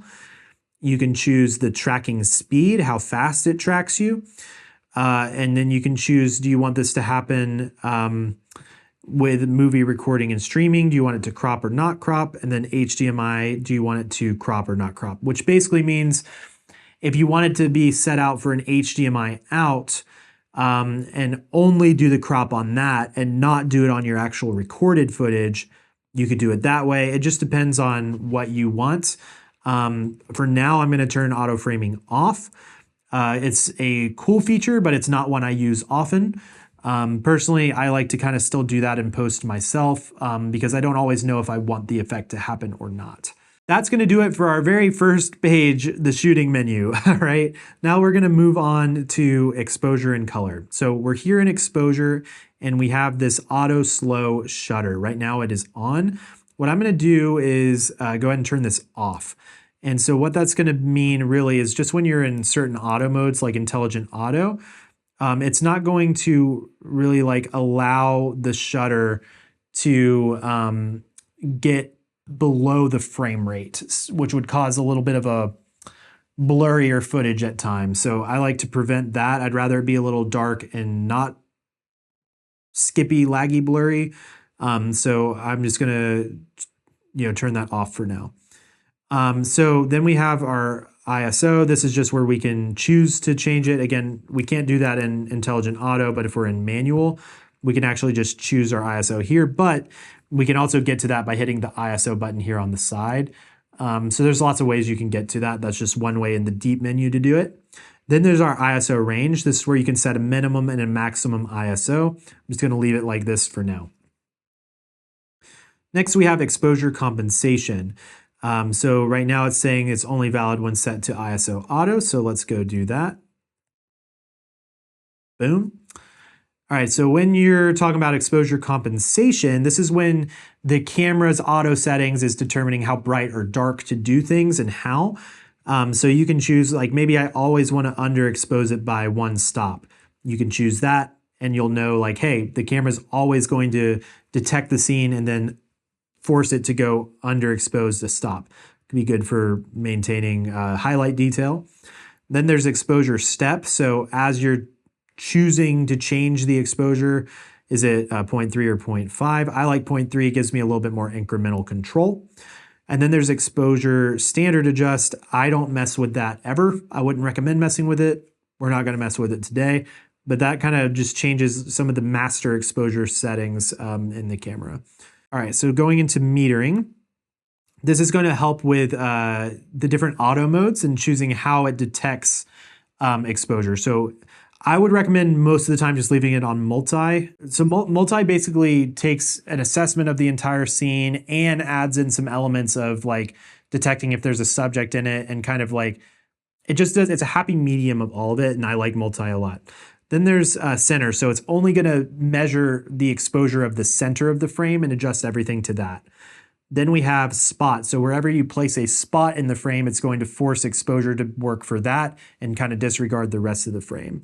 Then we have entire screen average. So just the whole entire screen, regardless of people or regardless of stuff that's in there, it's going to expose for the entire scene. And then we have highlights. So it's going to make sure that no highlights are clipped. But again, it could be at the expense of over darkening a person. So I really like multi because it's going to take the entire screen average. It's going to detect if there's people. It's going to work all of that together in an intelligent way to give you the best results. So I'd recommend most of the time doing multi unless you have a specific reason you don't want to. All right, then we have face priority in multimetering. I like to turn that on. It's just going to prioritize the face within that metering mode. And then we have a spot metering mode in the center, or you can do the focus point link. It's up to you. I'm just going to change this to focus point link for now, I guess. But again, I'm not in the spot metering. I'm in multimetering. So doesn't really affect me in that way right now. All right, moving on to white balance. This is where you can adjust the white balance of the camera. And by default, you're pretty much going to be in the auto white balance. You also have daylight, so shooting in daylight, shooting in the shade, shooting in cloudy environments, incandescently lit, fluorescently lit, and different shades of that. Underwater, you have the custom color temperature, custom presets as well. What I like to do is do my custom Kelvin, and a lot of times I like to shoot that way. For now, I'm going to set this on 56. And again, if there's scenes or areas you shoot in a lot, you can have quick custom recall settings there, which is nice. Then we have the priority set in auto white balance, standard, ambient white, or ambient light or ambient white. I like to just do auto white balance standard. I feel like it just does the better job. And then there's shockless white balance. This is going to be really helpful for video. This is just going to determine how fast the white balance is choosing to adjust. So if you want it to be very seamless, you could choose slow. Let's go ahead and do that. Again, this is only going to be mattering if you're in like an intelligent auto or an auto white balance setting. If you're choosing to be at a custom Kelvin or a daylight or something, it's not going to affect anything there. Next, we have color and tone. So we have the dynamic range optimizer. It's on right now. And within this, we can essentially choose how high of a level that's going to do or just leave it on auto. I'm personally just going to turn this off. I don't really like it to over adjust my shadows and highlights. I feel like the image can fall apart easier when it does this. So I like to leave it off, and then I have more control over that fully manually myself. Then we have our creative looks. So this is what we saw a little bit earlier in the intelligent auto mode, but you can just apply this when you're not in intelligent auto as well. And then we have picture profiles, and this is different. So picture profiles is going to be like creative looks are just kind of like quick changes, whereas picture profiles, they can give you a lot more flexibility for grading your stuff later. So what I like to do is go into this picture profile 1 and go over. And personally, what I like to do is set this to S Cinetone and S Cinetone. That's what I use 90% of the time personally. I think S Cinetone is great. It gives you a little bit more customization and control and preserves a little bit more information than standard mode does. And I think it looks a little more styled. But it's also very easy to add a little saturation back if you want to, or just add a LUT to it. I just think it's a very good, looks good off the bat and can also be tweaked a little bit to look even better. Versus standard, sometimes it just does stuff a little too much. And then I like to go into picture profile 2. We see Cine 2 and S Gamut 3.Cine. That's how I set it up. And then picture profile 3 is typically where I set S log 3. Just like this, S log 3, and then color mode I changed to S Gamut 3.Cine. Again, most of the time I'm on picture profile 1, which for me is S Cinetone. So here is where we see select LUT. So we're not able to select the LUT when log shooting is off. So we're going to hop back over to our log shooting, and we're going to turn that on. And we're going to go back now into our wherever it is, our color and tone section, and we're going to select a LUT. And so this is where we can choose, do we want S log 3? Do we want our LUT to do an S709 conversion, or have we imported a LUT here, right? So for now, let's do 709. And then if we wanted to import our own LUT, we would go into manage user LUTs, import, and we would choose to import. Now, in order to get it to be seen here, you need to actually place it at the proper file path on the SD card. And so I'll show that on the screen now in a little screen recording or image on sort of how to properly set that folder for importing your own LUTs. And if you're interested in getting some LUTs, I actually do sell my own LUTs, my creative LUTs. They're my signature look that I've been using for 10 plus years as a full-time creative photo video business. And so if you're interested in applying my own signature look, I have them available for you. I'll link them in the description below. Then you have your soft skin effect. I would leave that off. Then we have zebra display. What this is going to do is essentially help you with focusing. So if we turn this on, you'll see these lines that are happening on the screen, especially if stuff is too bright. We'll get it going real bright. You'll see it starts to show you where areas of your screen are too bright. So if you want to protect those for the most detail, you can set exposure like that. I don't typically use zebras personally. I tend to use the histogram, which if you're shooting, you can hit this display button and hit it again. And then this little histogram will show up here. And if I scroll this way too bright, you'll see that the histogram starts to shift. Let's actually adjust all this stuff too. So now this line is way up here. It's a bit much, but if we turn our ISO back down to something more reasonable, we're in a happy little middle mountain, probably about like there. And so I like to use the histogram. It's basically one side is highlights, the other side is the shadows, and you want to try to get it in the middle. It's not perfect, but it's a good little rough estimate. All right, moving on, we're in the focus page. So we have AF and MF, autofocus and manual focus. So we can click into our focus mode and choose which one. For now, we'll do continuous AF. Then we have our AF transition speed. So this is how fast or slow the autofocus is happening. So we'll leave it at 5 for now. We have autofocus subject shift sensitivity. This is how fast or slow it chooses to shift focus if something else enters the frame. So if someone walks up to you and it decides like, oh, maybe it's pulling focus there, how fast will it move away from you or not?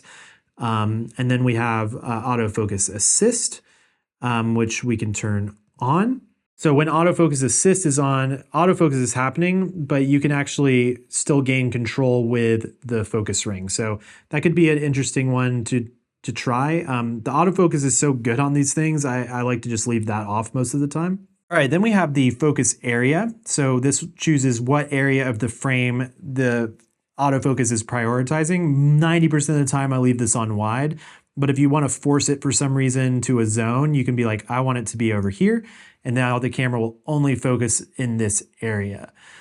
And then some other ones you can do is center fix. It's only going to focus in the middle. That's actually what I'm doing with this top camera right now. It's easy for me to know for sure it's going to capture what I'm pointing at in the middle of the frame. So that's a good use case for something like that. Then we have spot. So we can choose only focus at this exact point. And you can choose small, medium, or large spot. And then there's expand spot. So it's going to focus in that center point and kind of predictively grab stuff kind of around that little area as well. Most of the time though, I would just leave it on wide because again, the autofocus controls are so good on these cameras. All right, so then we have focus area limit. What this means is when you're in something like the function menu and you're choosing your focus area, you have all of these to cycle through. And so when you go into your focus area limit, you can choose like, maybe I never use zone or spot, and I only want center and wide. So now when I go into this, I can only choose center and wide, and it just makes my workflow faster if I know I only ever use those two. So you have full control over how you want to operate in that way. Then we have focus area color. So that's going to be, what it's showing you, white or red. Let's try red. And so now the frame in the center is red. So that could be handy depending on the type of environment you're shooting in. Maybe it's a very all white background with, monochromatic white clothing that you're shooting in some kind of fashion music video scene. well, switching that to red will just be more visible for you, right? So you have those types of options. Then we have the circulation of the focus point. What I'm going to do now is go back and we'll choose flexible spot there. So when you're doing the does not circulate, what that means is if I'm in spot mode and I'm moving it around, it stops on the edge, versus if I choose to circulate, now as I scroll through my frame, it circulates back around. So you can do it either way. That just depends how you want to do it. I like do not circulate because a lot of times it's like, oh, I really need to get it over there. So I just shove my hand, mash the button, get the focus point over there. But if I'm on circulate, it's going to, I might go too far. I don't know. I like do not circulate better. Then we have autofocus frame move amount, standard or large. So that's just when you hit the button, how far does it move? I like standard. It gives me a little more incremental control. Then we have subject recognition. So do we want that on at all? Yes, we do right now. Then we choose a recognition target. I'm going to choose a human. We can choose recognition target select. So this is in the same way as choosing your autofocus area options in your menu. You can choose to, like, maybe you're like, I never shoot airplanes or cars or trains. I never shoot, maybe instead of animal and bird, you'll just leave animal bird, right? And then insects. So we'll hit OK. Then when we toggle through our recognition mode here on the shooting screen, we have subject, animal and bird, and insect, and that's it. Then we have the right/left eye select. So by default, this is auto, which just means whichever eye is kind of closer to the lens is going to be the one it picks up. But if you want to force it for a specific type of portrait shoot that you're doing, you can. Just choose which one you want. Then we have the subject recognition frame display. I like to leave this on. It just shows you that the camera is indeed tracking that subject. Then we have face memory. So if you want to go into here, you can have a bank of stuff. So if we go to register face priority on, let's go to face memory and let's choose one. So what you have to do is line yourself into the frame and hit the center button. And we got my face in there. I'm going to hit register and OK. So now I see that I have a registered face in here, and I'm going to turn that on, which means if I'm filming with a friend or a group of people, it is going to prioritize my face as because it's a registered face, right? So I would recommend doing that, especially if you're filming yourself. What I used to do when I was shooting weddings is I would try to do a quick registration of like the bride and groom. So I knew in group settings, it would focus on them. And then if you want to go back into face memory, you can choose to delete this face. Boom. And it will remove it. And that's how you do that. So moving on to focus page 4, focus assistant, we have focus map. So let's go ahead and turn that on. What is that going to do? Well, it looks crazy. So this is what's happening with focus mapping. All of this color is now on your screen. So basically the thing that doesn't have color on it is what is in focus. Red is your foreground and blue is your background. So it's basically showing you in a color way what is in focus, what is behind it that will be blurry, what's in front of it that will be blurry. I don't like to use this because I feel like it just gets the frame looking too crazy. So I turn it off. But if you want to experiment with it, that's how you do it. Then we have focus magnifier. This is where it's very helpful, especially in something like manual focus. Where you can also get into manual focus by switching most Sony lenses. So if I do that, it's going to now put the camera in manual focus. And this can be really helpful because as I go to focus the lens, I can actually use the focus magnifier to really see fine detail of what is happening. So you can really zoom in there and make sure you're tack sharp on stuff, which is really nice. And I actually like to map this to a custom button, which I'll show you guys later. For now, I'm going to switch the lens back to autofocus. Something to note as well with the lenses, if the lens is in manual focus, no matter what you do on the camera, you won't be able to get it back into autofocus. It has to change on the lens because the lens takes priority in that way. But I will say if you have it in autofocus on the lens, you can get into manual focus through the camera. So you have those options. All right, moving on, we have the focus magnifier time. So that just means when I go into the focus magnifier, right now it's set, it will just stay there forever until I choose to exit it, versus if I do something like 2 seconds and I go into the focus magnifier, after 2 seconds, it's gonna jump out of it. So I like to do no limit so that I have full control over when I get out of it. Then we have our initial focus. So when you go into focus magnifier, does it go just 1 and then you can go further, or does it go straight for 4? I like to do 1 and then go further. So then we have the peaking display. So if we turn this on, what this means is, well, actually, let me put this back in manual for the moment. And we're going to change our peaking color to red. And let's, for now, turn this to high.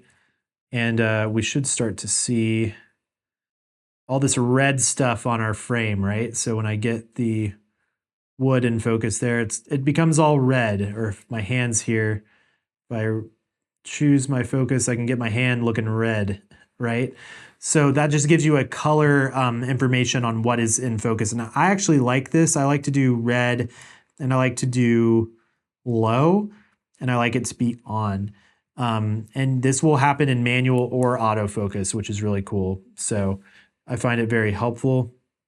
It just kind of helps you know, especially in certain environments, that you're in focus. And it's really cool that it works with autofocus now too. It used to only work with manual.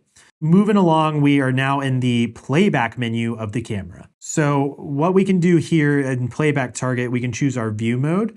We can do date view, folder view, or movie view. So let's go ahead and click date view. So that's just going to show us more of like a calendar format. Now we can also go back over here and scroll all the way over to where this lights up. This is the calendar view. If we scroll down and select it, we'll be in the like folder view, and then there's the movie view here, which is just showing movies in the calendar mode. So that's another way you can change the view mode. So what I'm going to do now is we'll go into magnification. So I'm going to go ahead and just take a test image just so we actually have an image to look at. Just take it of my setup over here. And if we go into now the view mode, we can choose folder. We'll choose this folder. We can see the one image that we have taken is there. Going into magnification, we can enlarge the image. We can choose, do we want a standard or the previous magnification? And we can choose, do we want it to, when we choose to magnify it, do we want it to go into the focus position or the center? I like to do focus position because it's a great way to just quickly check to see if you were in focus. So if I go into the playback menu, and then this little button right here with the magnifying glass is how we can do that. We're going to push it, and it's going to jump in, and then I can scroll around and see if I was in focus or not in my shot, right? Then I can half press to get back to the shooting mode, or if I'm in here, I can hit the menu button to zoom back out. So let's go ahead and take a secondary option as well. I'll take a picture of this cup. Just change my settings real quick. So going into here, we can do the same thing. We'll press this, zoom in, and we can see if we're in focus or not. And again, hit the menu button. Because if I hit this again, it will keep pushing in basically until it reaches the end.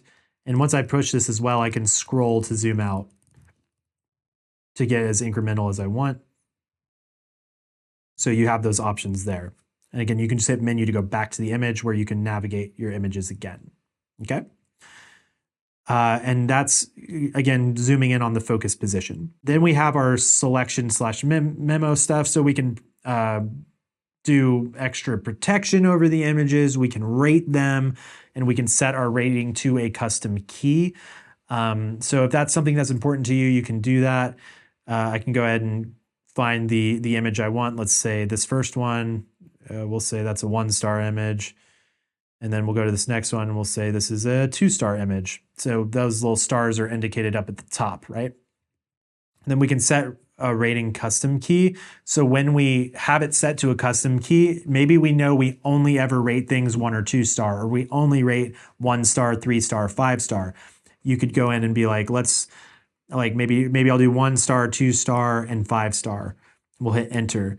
Then when I go set up a custom key later for reviewing these images, I can be like boom, boom, boom, and rate it 1, 2, or 5.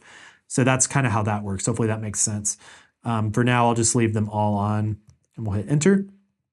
Then we can delete an image. We can choose the setting to delete by pressing the delete button twice. And then we can choose if we want to have cancel first when we do the delete confirm. I would just leave it like this. I feel like it's safer. Then we can actually do some minimal editing of our images in the camera. So if we choose crop, we can select it, and then we can choose, like, let's crop in on maybe just the logo of the cup. And we'll hit enter. And now we have a cropped image that happened within the camera. We can rotate the image as well. Maybe we want it to go upside down. Perfect. Boom. And I'm gonna just rotate it back and go here. And then we have Jpeg/HEIF switch. This is not super relevant, and I'll talk more about that in the camera portion of the menu.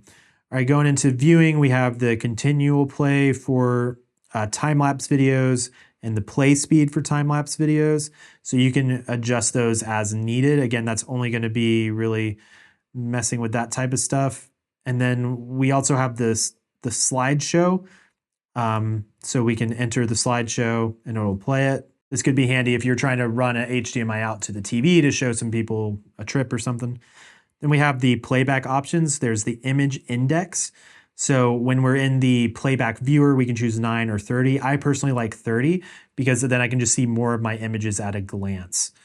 And then we can do display as a group. I like to do this on. What this means is when you're taking burst photos, it's going to condense them into a group. So you're not looking through like 20 of the same thing, right? So I like to have that on. You can click into it and then skim that burst shot. So then we have the display rotation. So depending on which way you chose to capture your images, it will display it automatically. So then we have focus frame display. If we turn that on and go back into our playback, we'll see a little green indicator to show exactly where focus was happening in the image. I think that is pretty handy to have on. The only downside is you don't really get that full effect of the image without crap on it, but it is nice to see a quick view of where the focus happened. So you may want to leave that on. So then display specified time image. This will just show you the date and time that it was taken. And then the image jump settings. This is going to be choosing when you're doing your dials, if they're going to go 1 by 1 or not. So I like to do front dial and we'll just go by 10 images. And then if you have more images in here, you can go 1 at a time with these. Or you can do that to go 10 at a time with the dial. Any of the dials you can choose. So that's just how I like to do it personally. Now we're at the green menu, and this is all about network and connectivity. So this first one is about connecting and the PC remote. So smartphone connection, we can click into here, and this will set the camera Bluetooth function to on. So let's go ahead and hit OK. And it's setting the Bluetooth to on. And so this is where you can scan the QR code for the Creators app. Next, we have PC remote function. So if we go into here, we can choose to do the Wi-Fi direct info. But in order to do that, we're going to finish the other network functions. So let's exit those and go next. And so this is going to give you information on connectivity for Wi-Fi direct info. So that is where you'll access it as needed. So in order to get into like the PC remote stuff, we'll actually need to go into our Wi-Fi settings, which are going to be down here, and you'll need to turn Wi-Fi on. And this will, it's saying it can't find an access point right now. That makes sense. I'm not trying to, but you can choose what you want to do, WPS push or access point set. So let's go to access point set, and it's searching to connect to an access point. I can see my Wi-Fi stuff if I could select it. And from here, I can put the password to enter all of that stuff in. A lot of this other stuff will become relevant as you're trying to do different types of Wi-Fi connection. I'm not going to go into every single one of those right now, but that's going to be where you would do that as needed. Over here on page, going back to page 1, we have the select on cam and send. So once you're connected to your camera via Bluetooth, this is where you can quickly choose to send an image to the phone. And you know what? Let's just go ahead and try to do that, at least initial setup. So from here, we're going to scan this QR code, open it up. We'll see the Creators Cloud, open, and we're here. So what I want to do from this point is operate camera, and we want to go into plus camera up here, and we're going to find the 6700. So we'll hit start connection, and I see it pop up here. So we're going to choose 6700, and I'm going to confirm the numbers, hit pair, and I got to press OK on the camera screen. It would like to pair, I'll hit pair. It says it's connected, great. So we'll change this to 5 and hit OK. Boom. And so I can see right up here it says connected via Bluetooth, right? So pretty cool. Now what I can do that I'm connected via Bluetooth is I can go to the select on cam and send, and I'm gonna, you can kind of like, let me zoom in on here for you guys so you can see better. About like that, yeah. And so I'm gonna be able to go through here and let's try sending, manual selection, and we'll choose this cup picture. And we'll hit enter with the menu button and hit enter. And now it's telling me I need to be connected via Wi-Fi. So it says if another device is connected to the camera, make it, that's fine. So now it's prompting me to join Wi-Fi. I can see it's importing, copied, okay. Now let's check, go into my actual photos. Boom. Now that I've done that, I see connected via Wi-Fi, not just connected via Bluetooth. So now when I go through this process, I should be able to just go send, manual selection. Let's do the close-up one, enter, execute, sent right away.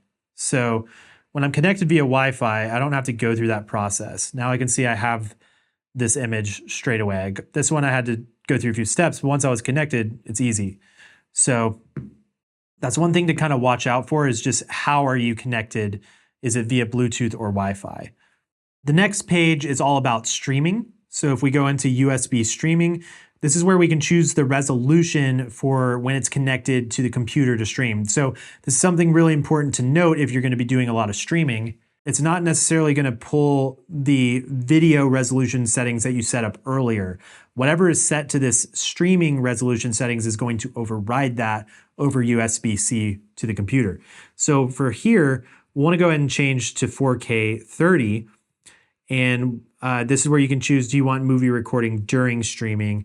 I'm just going to leave it disabled for now. Most of the time when I'm streaming, I'm not also going to be recording. So then we have some stuff with the Creators Cloud. I don't do much with that, but this is where you can dive into the Creators Cloud. Then we have Wi-Fi settings. Again, if we turn Wi-Fi on, it says it can't find the access point. That's fine. So this is where you can choose how you want to do it, like I showed earlier. And then this is where you can do your access point set, again, to choose the network that you're connecting to. That's where you can do it. Wi-Fi frequency band, you can display the Wi-Fi info, all of that good stuff. Then we have our Bluetooth settings. So Bluetooth is on, we can choose to pair, we can look at our managed paired devices. My phone is showing up now, which is good. We have Bluetooth remote control. So if we have a remote control like a vlogging grip accessory, this is where we can dive into that stuff. And then we have the wired LAN settings and then the USB LAN/tethering settings. Now, to my knowledge and my research from what I've tried to understand, these are basically doing the same thing. It's just the way that you get to that thing. So wired LAN is going to be using an adapter cable that goes to Ethernet to plug directly into an internet signal, versus the USB LAN is going to be using an adapter that goes to a USB-C, which would plug into your phone, where you can pull from like your phone's hotspot. With wired LAN, it's kind of like giving your camera its own internet signal from an Ethernet cable, versus USB LAN is like borrowing your phone's hotspot if you're out remote and you have that adapter cable. And it's not to be confused with tethered shooting, right? So USB LAN/tethering doesn't have to do with traditional tethered photography shooting. That would be just plugging directly into the computer via USB-C and doing the remote shooting setting via that using the Imaging Edge app. And then we have network options. So we have airplane mode, so you can turn that on for airplane stuff. You can edit the network device name, so how it appears when you're trying to connect through your phone or other ways. And then there's the, just the type of access points and Wi-Fi stuff that you can continue to go into. You can reset your network settings back to factory. So that kind of sums up the network stuff. It gets a little in depth, and honestly, it's some of these things I've never really used before. So I'm trying to explain them to the best of my ability. But hopefully that makes sense if that's something you really need. Most people won't. All right, so we are now in the last tab of the menu, which is the setup tab. We're going to scroll into here. We have the first option, area/date. This is where we can change the language, date, and time, as well as our NTSC/PAL selector. This has to do with regions, depending on where you're at, TV and broadcasting frame rate stuff. So just look up what you need and you can set the right one. I'm NTSC, so I'm going to leave it on that. Next, we have option 2, which is reset/save settings. So if we go into settings reset, this is where we'll be able to completely factory reset the camera. And so to do that, you would click initialize. We're not going to do that right now because I don't want to factory reset it. Then we can go into the save/load settings. And if we come into here, this is where, as I mentioned at the beginning of this video, I've actually created my own personal custom presets that you can apply to this camera, the ones that I actually use with mine. And so if you'd like to download that, I have a link in the description below. It's completely free, and it comes with an install video that will show you exactly how to set this thing up to get to this point. So go ahead and pause this and go do that, and then come back. Now that you're back, what you're going to do is hit the load button, and you'll see my profile right there, and you'll be able to select it and hit OK. Now what's going to happen at this point is the camera will appear to kind of shut off, but what it's doing is installing all of the settings. Then it will reboot, and all of those settings will be downloaded, and you'll have your camera optimized just like mine, which is pretty cool. So we'll go into the menu and go back into Operation Customize, setting 3. And this first option is going to be for customizing your custom buttons when you're in photo mode. And the second one is customizing them when you're in video mode. So we're going to go ahead and click into the video mode option, since that's what we've been talking about. And as you guys can see, these are how I have all of my buttons listed. As you hover over a setting, it will show you on the diagram which button you're selecting. So let's take option 2, for example. I have it set to Steadyshot right now, but I could easily click into here and find a new option in the menu and make it anything I want. So that's how you can have a good starting place with my settings, and you'll find over time what you like to do as well.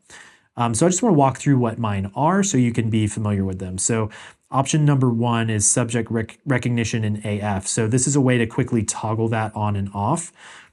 So when it's on and I'm like vlogging or doing stuff like that, I'm getting my eye detect, I'm getting everything there, but there's sometimes where I want to hold something up or just not have it focus based on subject, but just based on the overall scene. And so I'll just click that little button right there to turn subject off, and then I can hold stuff up to the camera, kind of like product showcase mode, and it works really well that way.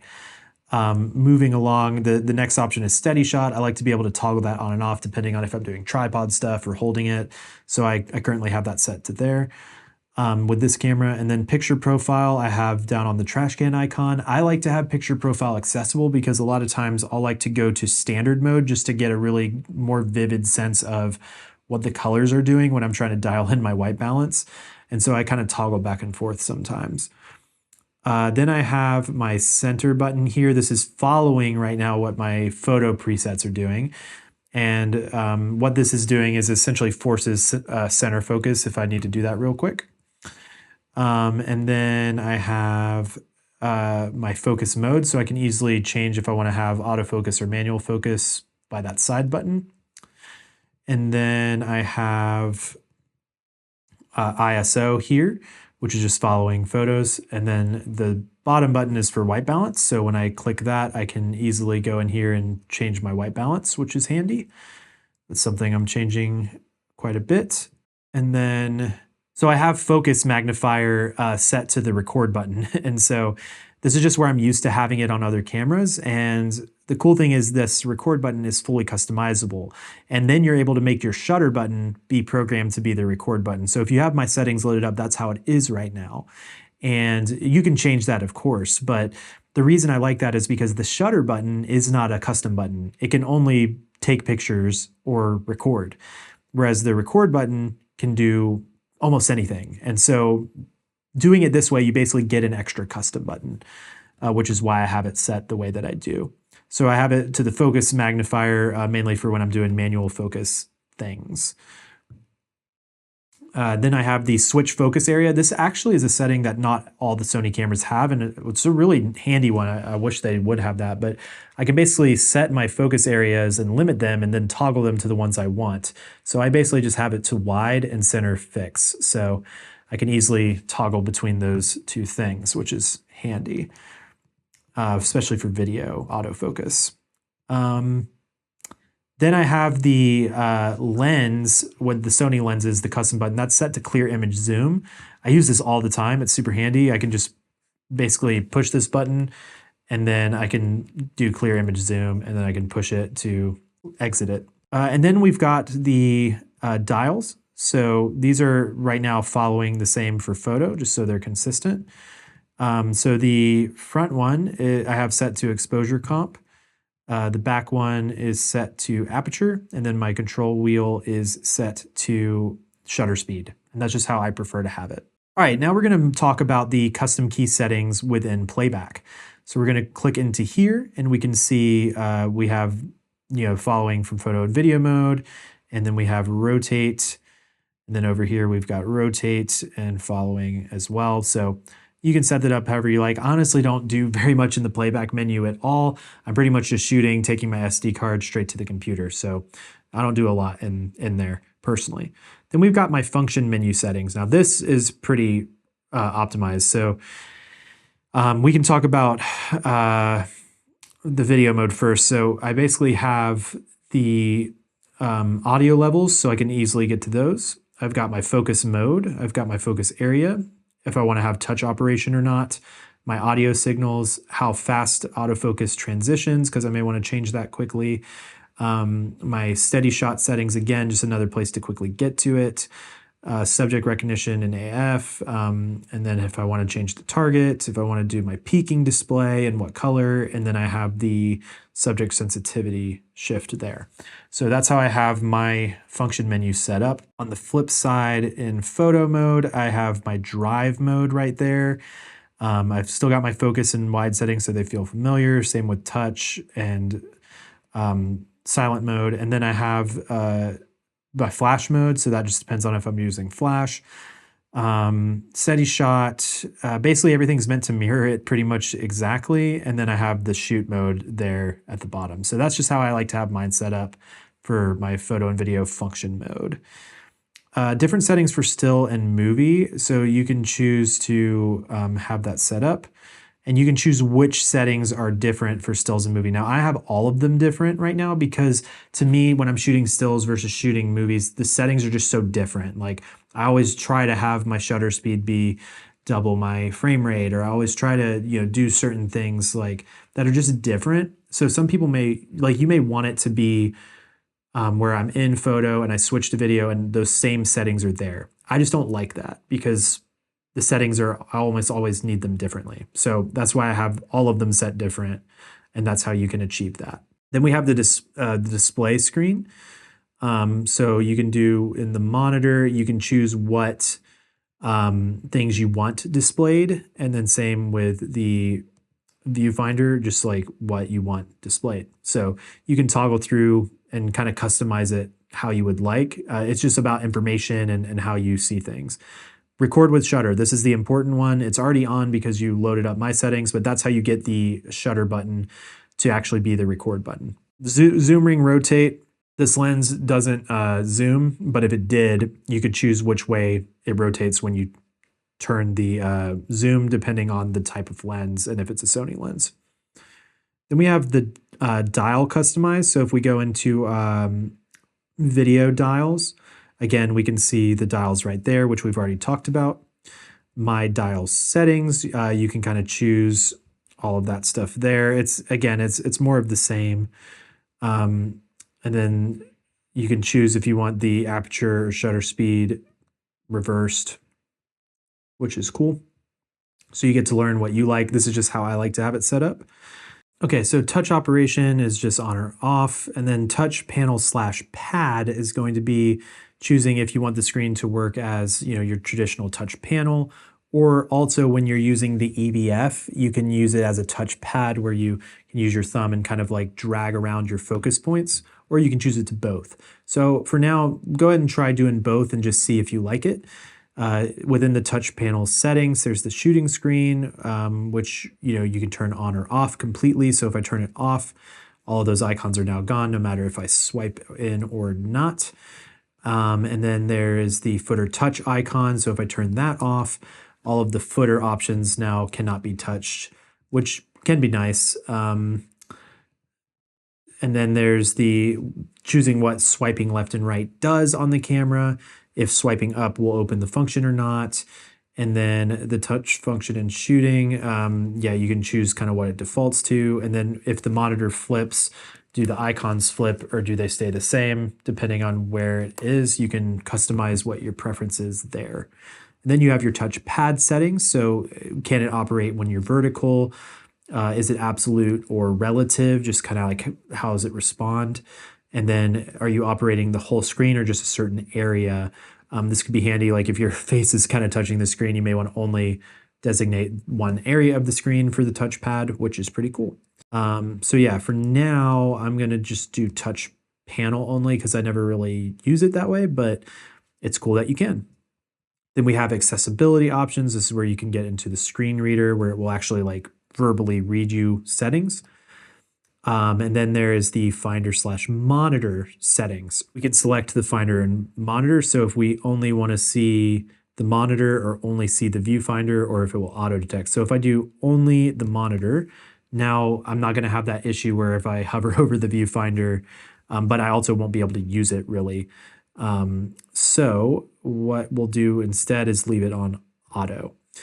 And then we have our monitor brightness. Right now it's set to sunny weather. Which is that probably popped on when we loaded up my settings. I think it's just nice to have the brighter screen. It does drain the battery faster, so be aware of that. I would say if I'm indoors, a lot of times I'll do +2 on manual. But when you're outside and it's sunny, having sunny weather is quite nice. I mainly am doing sunny weather right now for this review, just to get the screen to pop a bit. Then we're going to go into the viewfinder brightness, so we can look at the viewfinder and change the settings there. I think it's fine as it is, so we're going to exit out. We can do the Finder color temp. We can change the display qualities. I would just leave these. Monitor flip direction, so that's going to depend on, does the image flip when you flip the monitor to film yourself? I'll just leave that on auto. Then we have our display settings for our time code, so how we want to show that. So the Gamma Display Assist, if you're shooting in log, you can turn this on and it's just going to make your log footage look normal. It's not going to affect the log footage. Like when you get the files, they'll still be in log, but you'll be able to, just see things a little more natural, which helps with your exposure and stuff like that. And you can choose the display LUT if you have stuff uploaded as well. So if you want to see in your log settings what kind of like your exposure and stuff's going to be based on the LUT that you're going to apply, that would be a good place to do that. So remain shoot display, this is just going to show you how many images you have left based on your settings. I don't have that displayed right now. And then auto review, I turn off because I don't want to be taking a picture and then have the playback like pop up the preview.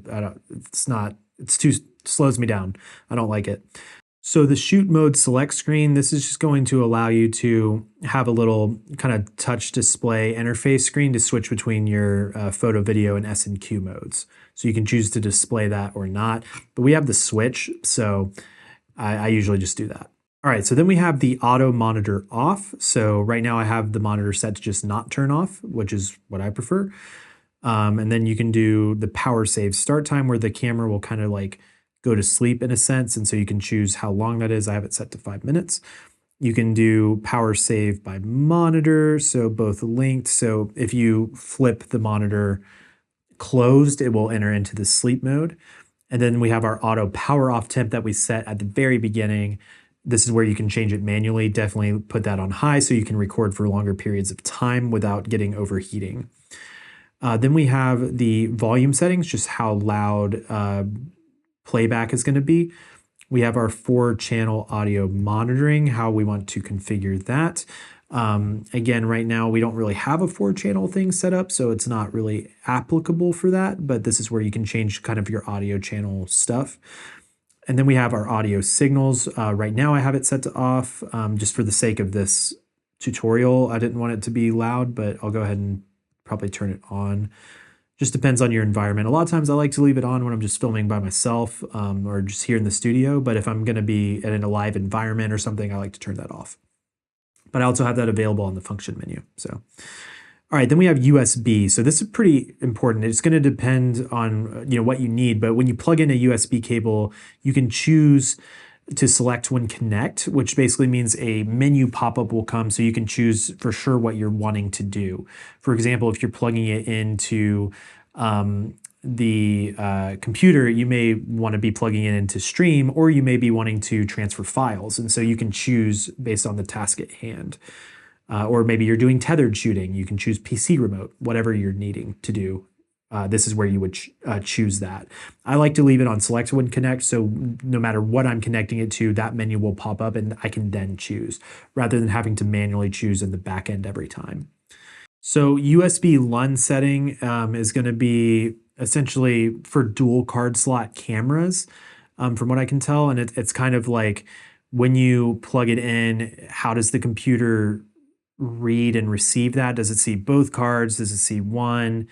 Which one does it see? This is where you can configure that stuff. So I would just leave it on multi, so when you connect it, you can just see everything. I think that's the way to go. And then we have the USB power supply. So when you plug in USB, will it give power delivery? Yes, that's what I want. So I'm going to say on. And then we have our external output option. So when you're running out of the micro HDMI on this camera, this is where you can choose what resolution is being sent and how. So what we'll do is we'll go ahead and go to our HDMI res, and I'm going to choose this to 4K just so it can send out in 4K. We'll go to our output settings and we can choose, do we want to record media during HDMI output? I'm just going to leave it on so we have the ability to record while sending it to like a monitor or something like that. We can choose our output resolution. Again, if you wanted to do streaming over micro HDMI to something like a video capture card, these are the settings you would want to change to get 4K res out of that. And then we can choose if we want the time code output and some of our 4-channel audio settings as well. And we have our HDMI info display. And so if that is on, that's going to allow the camera to essentially send out stuff like the info icons and the menu and like what the camera is actually seeing, versus if we turn that off, it's only going to send out the image. So it just depends on what you're trying to do. If you're trying to do a tutorial or trying to do showing your settings or stuff like that, you'll want to have that on. So control for HDMI, if you're essentially like plugging this into something that can control over HDMI, you can choose yes or no. So that's basically what that's doing. Then we have our last tab in the menu, which is the setup option. So video light mode, I have personally have not used, but if you have an applicable video light, you can choose how it is connecting to the camera. Then we have our sensor cleaning. And so if we go into this, you can perform an auto image sensor cleaning. If you're going to do that, I would take the lens off, leave the sensor exposed, face it down like this, and then you'll go into sensor cleaning and hit enter. The camera's going to shake and it tries to remove the dust off the sensor. Then it says turn the power off after cleaning to clean it manually. And what that does is it's going to use the built-in mechanical image stabilization to lock the sensor in place more. So as you get a brush and stuff to clean it properly, you can do it that way. When you're done, you can just continue on as normal. And that's, in a nutshell, how to clean the sensor. If you're really wanting to clean the sensor and want to learn how to do that, I have a whole video on how to do that properly. I'll link that also in the description below. Then we have auto pixel mapping. In order to do this, and really what it's used for is like if you notice you have kind of like maybe a dead pixel or something that looks a little off, you can do the auto pixel mapping. You'll just want to make sure that you're, when you engage into it, you know, if you want it to be auto, you'll turn it on, and then to do pixel mapping, you'll need to go into here to reboot it. And it's basically going to, you need to cover the lens or just have the body cap on so that there's no light, so that it can really sense and read out if there's any like weird pixels that are emitting something that shouldn't be. And it tries to help fix that. It's not perfect, but it could help a little bit. Then we go into version. This is going to tell us what software version we're currently on for either the body or the lens. So right now I am on the body version 2 and the lens version 0.01, which I could probably update that, but the body version is on right now on version 2. In order to update it, you'll actually do this through the Creator app. And so here's a little screen recording of that process. And basically what you'll need to do, you'll need to make sure that the camera is connected to it via Wi-Fi. And then you can choose to click the update camera button and then basically just let it do its thing. And the camera will eventually restart. It will blink a little bit and then it will, everything will tell you it's been updated. You'll basically like go through the first process on the phone to install the software onto the camera, and then you'll have to operate it from the camera to say, yes, I want to do this. And then it will go through its little process where it turns off, starts blinking, and then eventually reboots, and it will be on the next version. Then we have the display serial number. So if you want to do that, you can. And then we have a privacy notice. And that's it. That's the whole menu, which is pretty awesome. Now, what we're going to do that's going to show us a couple other options we didn't get to see before is we're actually going to now switch into the photo mode, and we're going to talk through a couple of those things. So we're going to go to photo mode, and we instantly see we have new icons on the touchscreen. So up here, it's similar to video. We still have our mode. So this is just going to say what mode we're in. So again, if I switch this now to auto, we can see now it's in intelligent auto. And by the way, when we switch into intelligent auto, we have the option to choose specifically what scene we want it to be, or we can go intelligent auto where it will choose for us automatically. Underneath this is our drive mode. We can do single shooting where it's just one shot. We can do burst mode where it's like, you know, nice little burst of photos. We can choose how fast or slow the burst is. And then we have a self timer option. If you're, trying to do a group selfie, you can choose how long it is by, changing the amount of time there. Then we have a self timer continuous. So that will do multiple images. And then we have our bracket shooting. So bracket shooting is where it will you'll press the shutter once and it will do like 3 images or 5 images, whatever you set. And it will do it at different exposures, or it will do it at different focus points, depending on what you need. So if you're doing like a multi-exposure thing, you could be doing something where you're trying to get an HDR style effect, like maybe you're photographing a home and you want to expose for the inside and the outside and in the middle. You can do that with bracketing. You can also do it manually, but bracketing will just happen kind of automatically. And then there's also focus bracketing if you're doing certain types of macro photography where you can set, like, I want you to take 10 images across the focal plane, where you're then going to take them into software and get a really sharp images, right? So you have options of bracketing there. And we can talk about that a little bit more in the actual photo menu. Underneath this is your focus area. So we have wide, center, all that good stuff. We have our white balance settings, our picture profile, and then you'll see we actually do have the shutter button there, so we can take a picture, which is kind of funny. And then we also have the record button. So even though we're in photo mode, we can quickly start filming. Because this is more of a hybrid camera, you have that ability, which is handy. And I'll talk about that more in just a little bit. We have our subject recognition target, and then we have our tracking and then playback. So pretty much the same, just a couple little differences when you're in photo mode on the shooting screen. So now we're gonna go into the actual menu, and we'll go ahead and scroll. You'll see now the shooting icon is no longer a video, but a photo camera. So we're going to scroll into our first options, and we'll see these are different now. We see stuff like JPEG and HEIF, RAW. Let's break down what all this is. So first and foremost, any of these JPEG style settings are not going to matter at all if you are only capturing in RAW. So if you know you only want to capture RAW photos, like right now my file format is set to RAW. Anything I change on JPEG or HEIF or any of that, it's not going to matter because I'm capturing in RAW. Now, if I go to my file format and I change it to RAW and JPEG, now this will matter because I'm going to be getting those files as well. Me personally, I like to shoot in RAW pretty much always because I want to be able to have the most flexibility when I get my photos back to edit them. Not everybody wants that. So I'm going to talk through what all it can mean. Let's change to RAW and JPEG for now. Now, talking about JPEG and HEIF, what is the difference? So JPEG is going to be an older, kind of more traditional file, and it's going to be more compatible, okay? So pretty much anything can understand, communicate with JPEG. HEIF is like a high efficiency codec that's newer. It is better in a lot of ways where the files can actually be smaller and maintain more detail, but again, it's a compatibility thing where not everything can read HEIF. So if you want to have kind of like the most safe way of doing it and also have the most flexibility, shooting RAW and JPEG is going to give you both compatibility and the most amount of flexibility with the RAW files. So compatibility with JPEG, flexibility with RAW. Within RAW, you can choose, do I want to do compressed or lossless compressed? Lossless compressed is going to give you the best or the most amount of detail. So I would recommend doing lossless compressed. These cameras no longer have uncompressed RAW. Basically, lossless compressed is the most uncompressed RAW you can get. It's basically is uncompressed RAW, it's just in a higher efficiency way. So yeah, if you want the most RAW, it's lossless comp.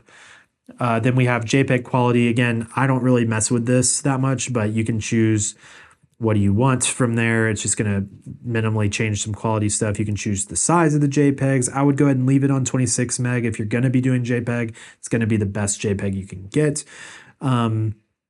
Then we have our aspect ratio. I like to do 3:2 because it is the full size of the sensor. So I'd rather do that. Now, again, no matter what you change your aspect ratio to, if you're shooting RAW, it's not going to matter. RAW is just going to capture the entire thing. You can always crop it and change it later, but you know, just know that aspect ratio doesn't, it only affects JPEG or HEIF. Then we have video file format. Weird, right? Weird to see that again here, but this is just in that instance where you're going to be in photo mode and you click video, what is it going to do? And so this is currently set to mirror what is in the video mode, and it pretty much will always mirror it. If I change it here, it will change there too. Same with movie settings, that's just your frame rates and all that stuff. Again, if I change it there, it's going to change here. If I change it here, it's going to change there. It's the same thing. They're tied together. Then we have long exposure noise reduction. I turn that off. I like to do my own noise reduction later. There's high ISO noise reduction. Just normal's fine. HLG still image. Again, I'm not shooting in HLG. If I was, you would be able to do stuff there. So again, this color space stuff with sRGB and Adobe RGB, it's not going to affect RAW. It's only going to affect your JPEG or HEIF stuff. So sRGB is more compatible and needs less work, whereas Adobe RGB is going to have more color information and detail, But again, it doesn't matter if you're shooting RAW. RAW is going to give you the most, and you can choose your own color space later. So I would just do sRGB for compatibility, since that's the whole reason for if you're going to do JPEG and RAW in my mind.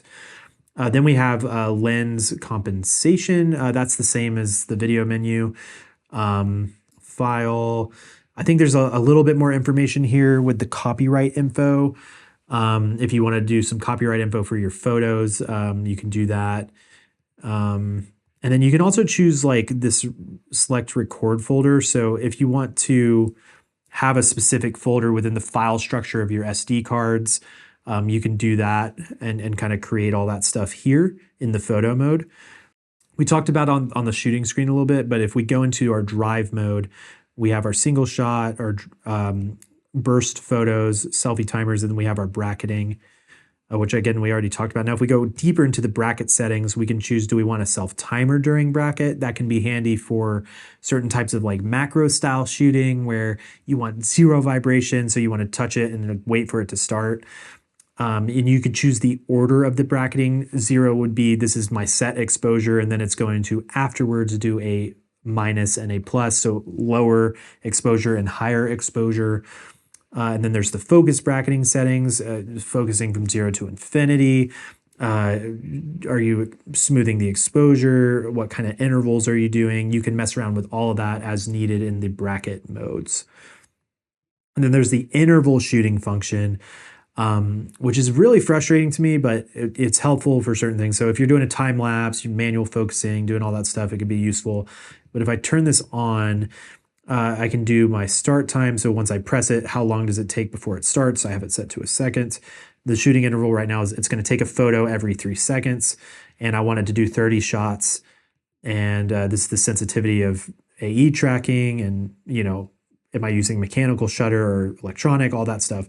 The problem I have with this is I think it would be so useful for thumbnails where I could set it up and do interval shooting and just like pose and do different stuff, but it doesn't do continuous focus. It doesn't refocus each time. It's going to focus only on the first press, which to me is a big miss. They should really change that. Again, handy for like, I want to lock in a landscape and film the time-lapse interval style with photos to get more raw data. That's cool. You can do it. It's just, I really wish you had the option to have all of your subject tracking sensitivities and all that, so it can track my eye and I could do like interval shooting for thumbnail poses. That would be super nice. Anyways, doesn't do that. So moving on, shutter and silent mode settings. We've kind of talked about that already. All right, so shutter type. We have electronic and mechanical shutter. So with mechanical shutter, it's using the physical shutter. And with that, you're going to get oftentimes better performance. Now, electronic shutter is nice because you can go super stealth mode and be silent, but there are some drawbacks when you do that, where some rolling shutter and stuff, LED lights and banding, it can be a little worse with electronic shutter. So there are some advantages and disadvantages. Now, there's this option for electronic front curtain shutter, which I currently have on. What that means is when you take a photo, it's basically like the first shutter opening is the electronic shutter, and when it closes, it's the mechanical shutter. And so what it's doing is kind of giving you the best of both, and it does a pretty good job of like maintaining mechanical shutter effects, but it allows you to preserve the overall use and life of your mechanical shutter by doubling it, basically, because when it's not on and it's fully mechanical and you press the button, you're going to hear, I'll go ahead and do it, you're going to hear this. Da-da, da-da, da-da, versus if it's on with the electronic, it's going to only be once. Boom, boom. So I like doing electronic front curtain shutter. It's going to extend the life of my camera, performs pretty much just as good. Then we have release without lens. We've talked about that. We've talked about anti-flicker, talked about steady shots, talked about zooms. All right, so getting into the exposure setting, we have now bulb timer settings. So when you're in shutter, with your shutter speed and you start to go really slow, eventually you'll get to bulb. And this just basically is where it will stay open for the amount of time you set it to be.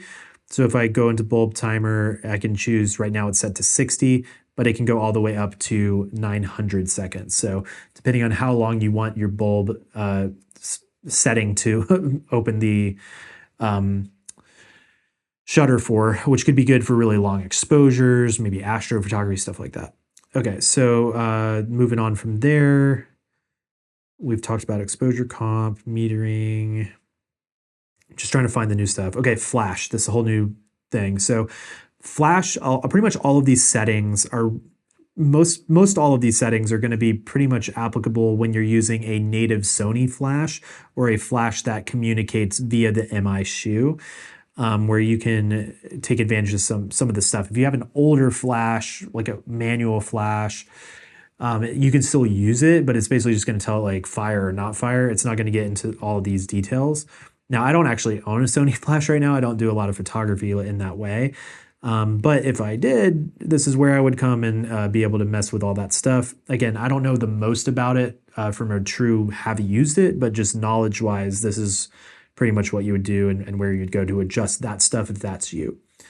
All right, moving on, we've got the white balance, shutter auto white balance lock. If you half press, it can lock in that white balance where it's at, so you can choose to do that. That's a unique photo one. I think we're nearing the end here. Oh yeah. Pre-AF.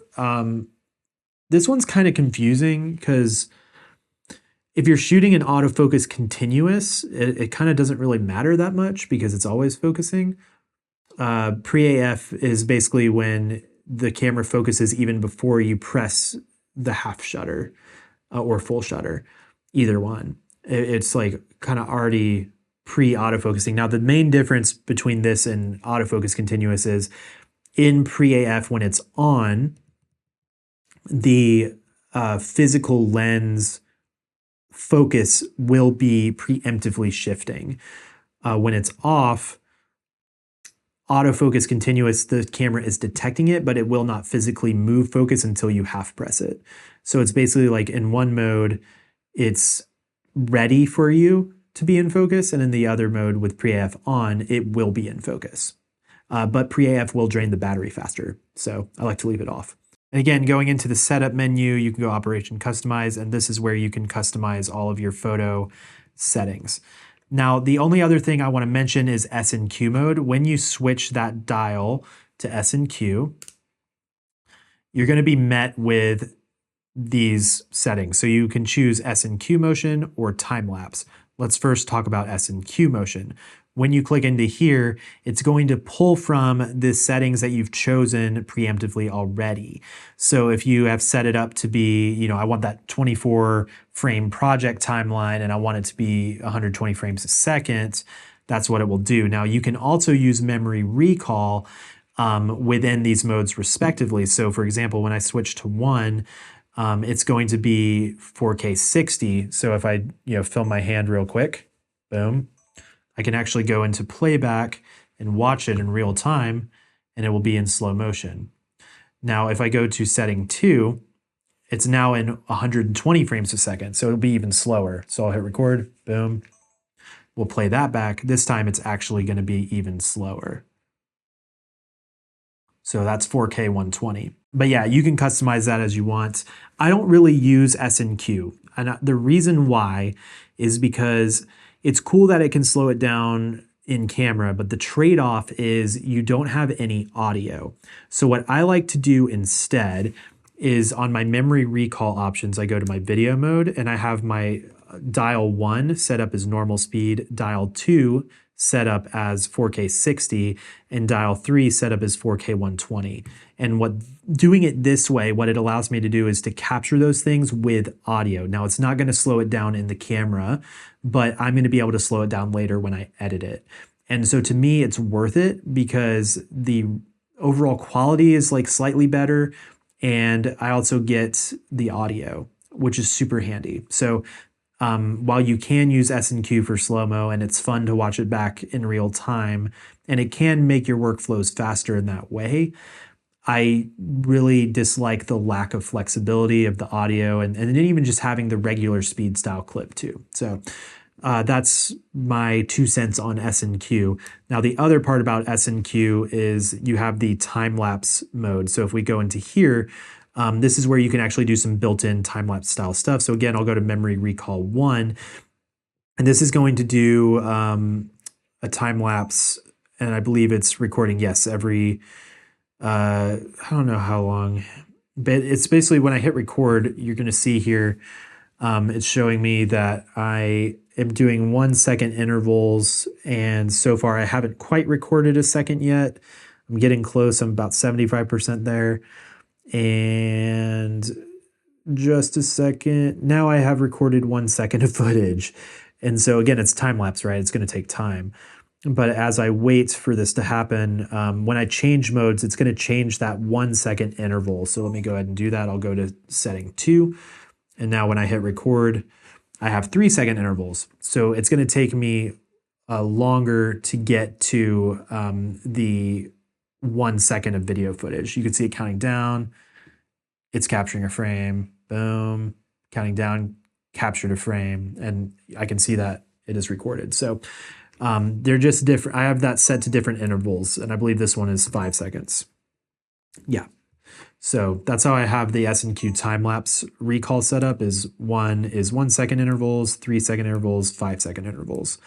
So it will just change the how long your time lapse is and also like how long you need to film to get X amount of footage. So you have those at your disposal now. And if I want to switch back to that, I can just go boom, boom, and then I can choose S&Q again. But again, most of the time for me personally, I'm not going to use S&Q because I'm planning to do stuff in the edit later. Well, you've done it. You've made it to the end of the video, and hopefully you have learned quite a bit more about the A6700. Now, again, I don't claim to know everything about this camera, and I certainly want to keep learning more. So if there's something I did not cover in this video, please let me know in the comments. I'll either answer it or look into it and answer it. Because we can all kind of learn from each other. If you have any great tips about this camera that I didn't mention, I'd love to learn from you as well. And just a reminder, I have resources linked in the description below if you want to get my camera settings, if you want to learn more about, shutter speed, ISO, aperture. You get my free guide down there. I've got my LUTS listed down there. Tons of resources for you, as well as some other free YouTube content like how to clean your camera sensor, stuff like that. So make sure to check that out. And if you guys are interested in seeing this camera in action and kind of like how I like to use it, the gear I like to pair with it to really make it my full vlog setup, you can check out that video right here. Thanks so much for watching, and as always, stay creative. Peace.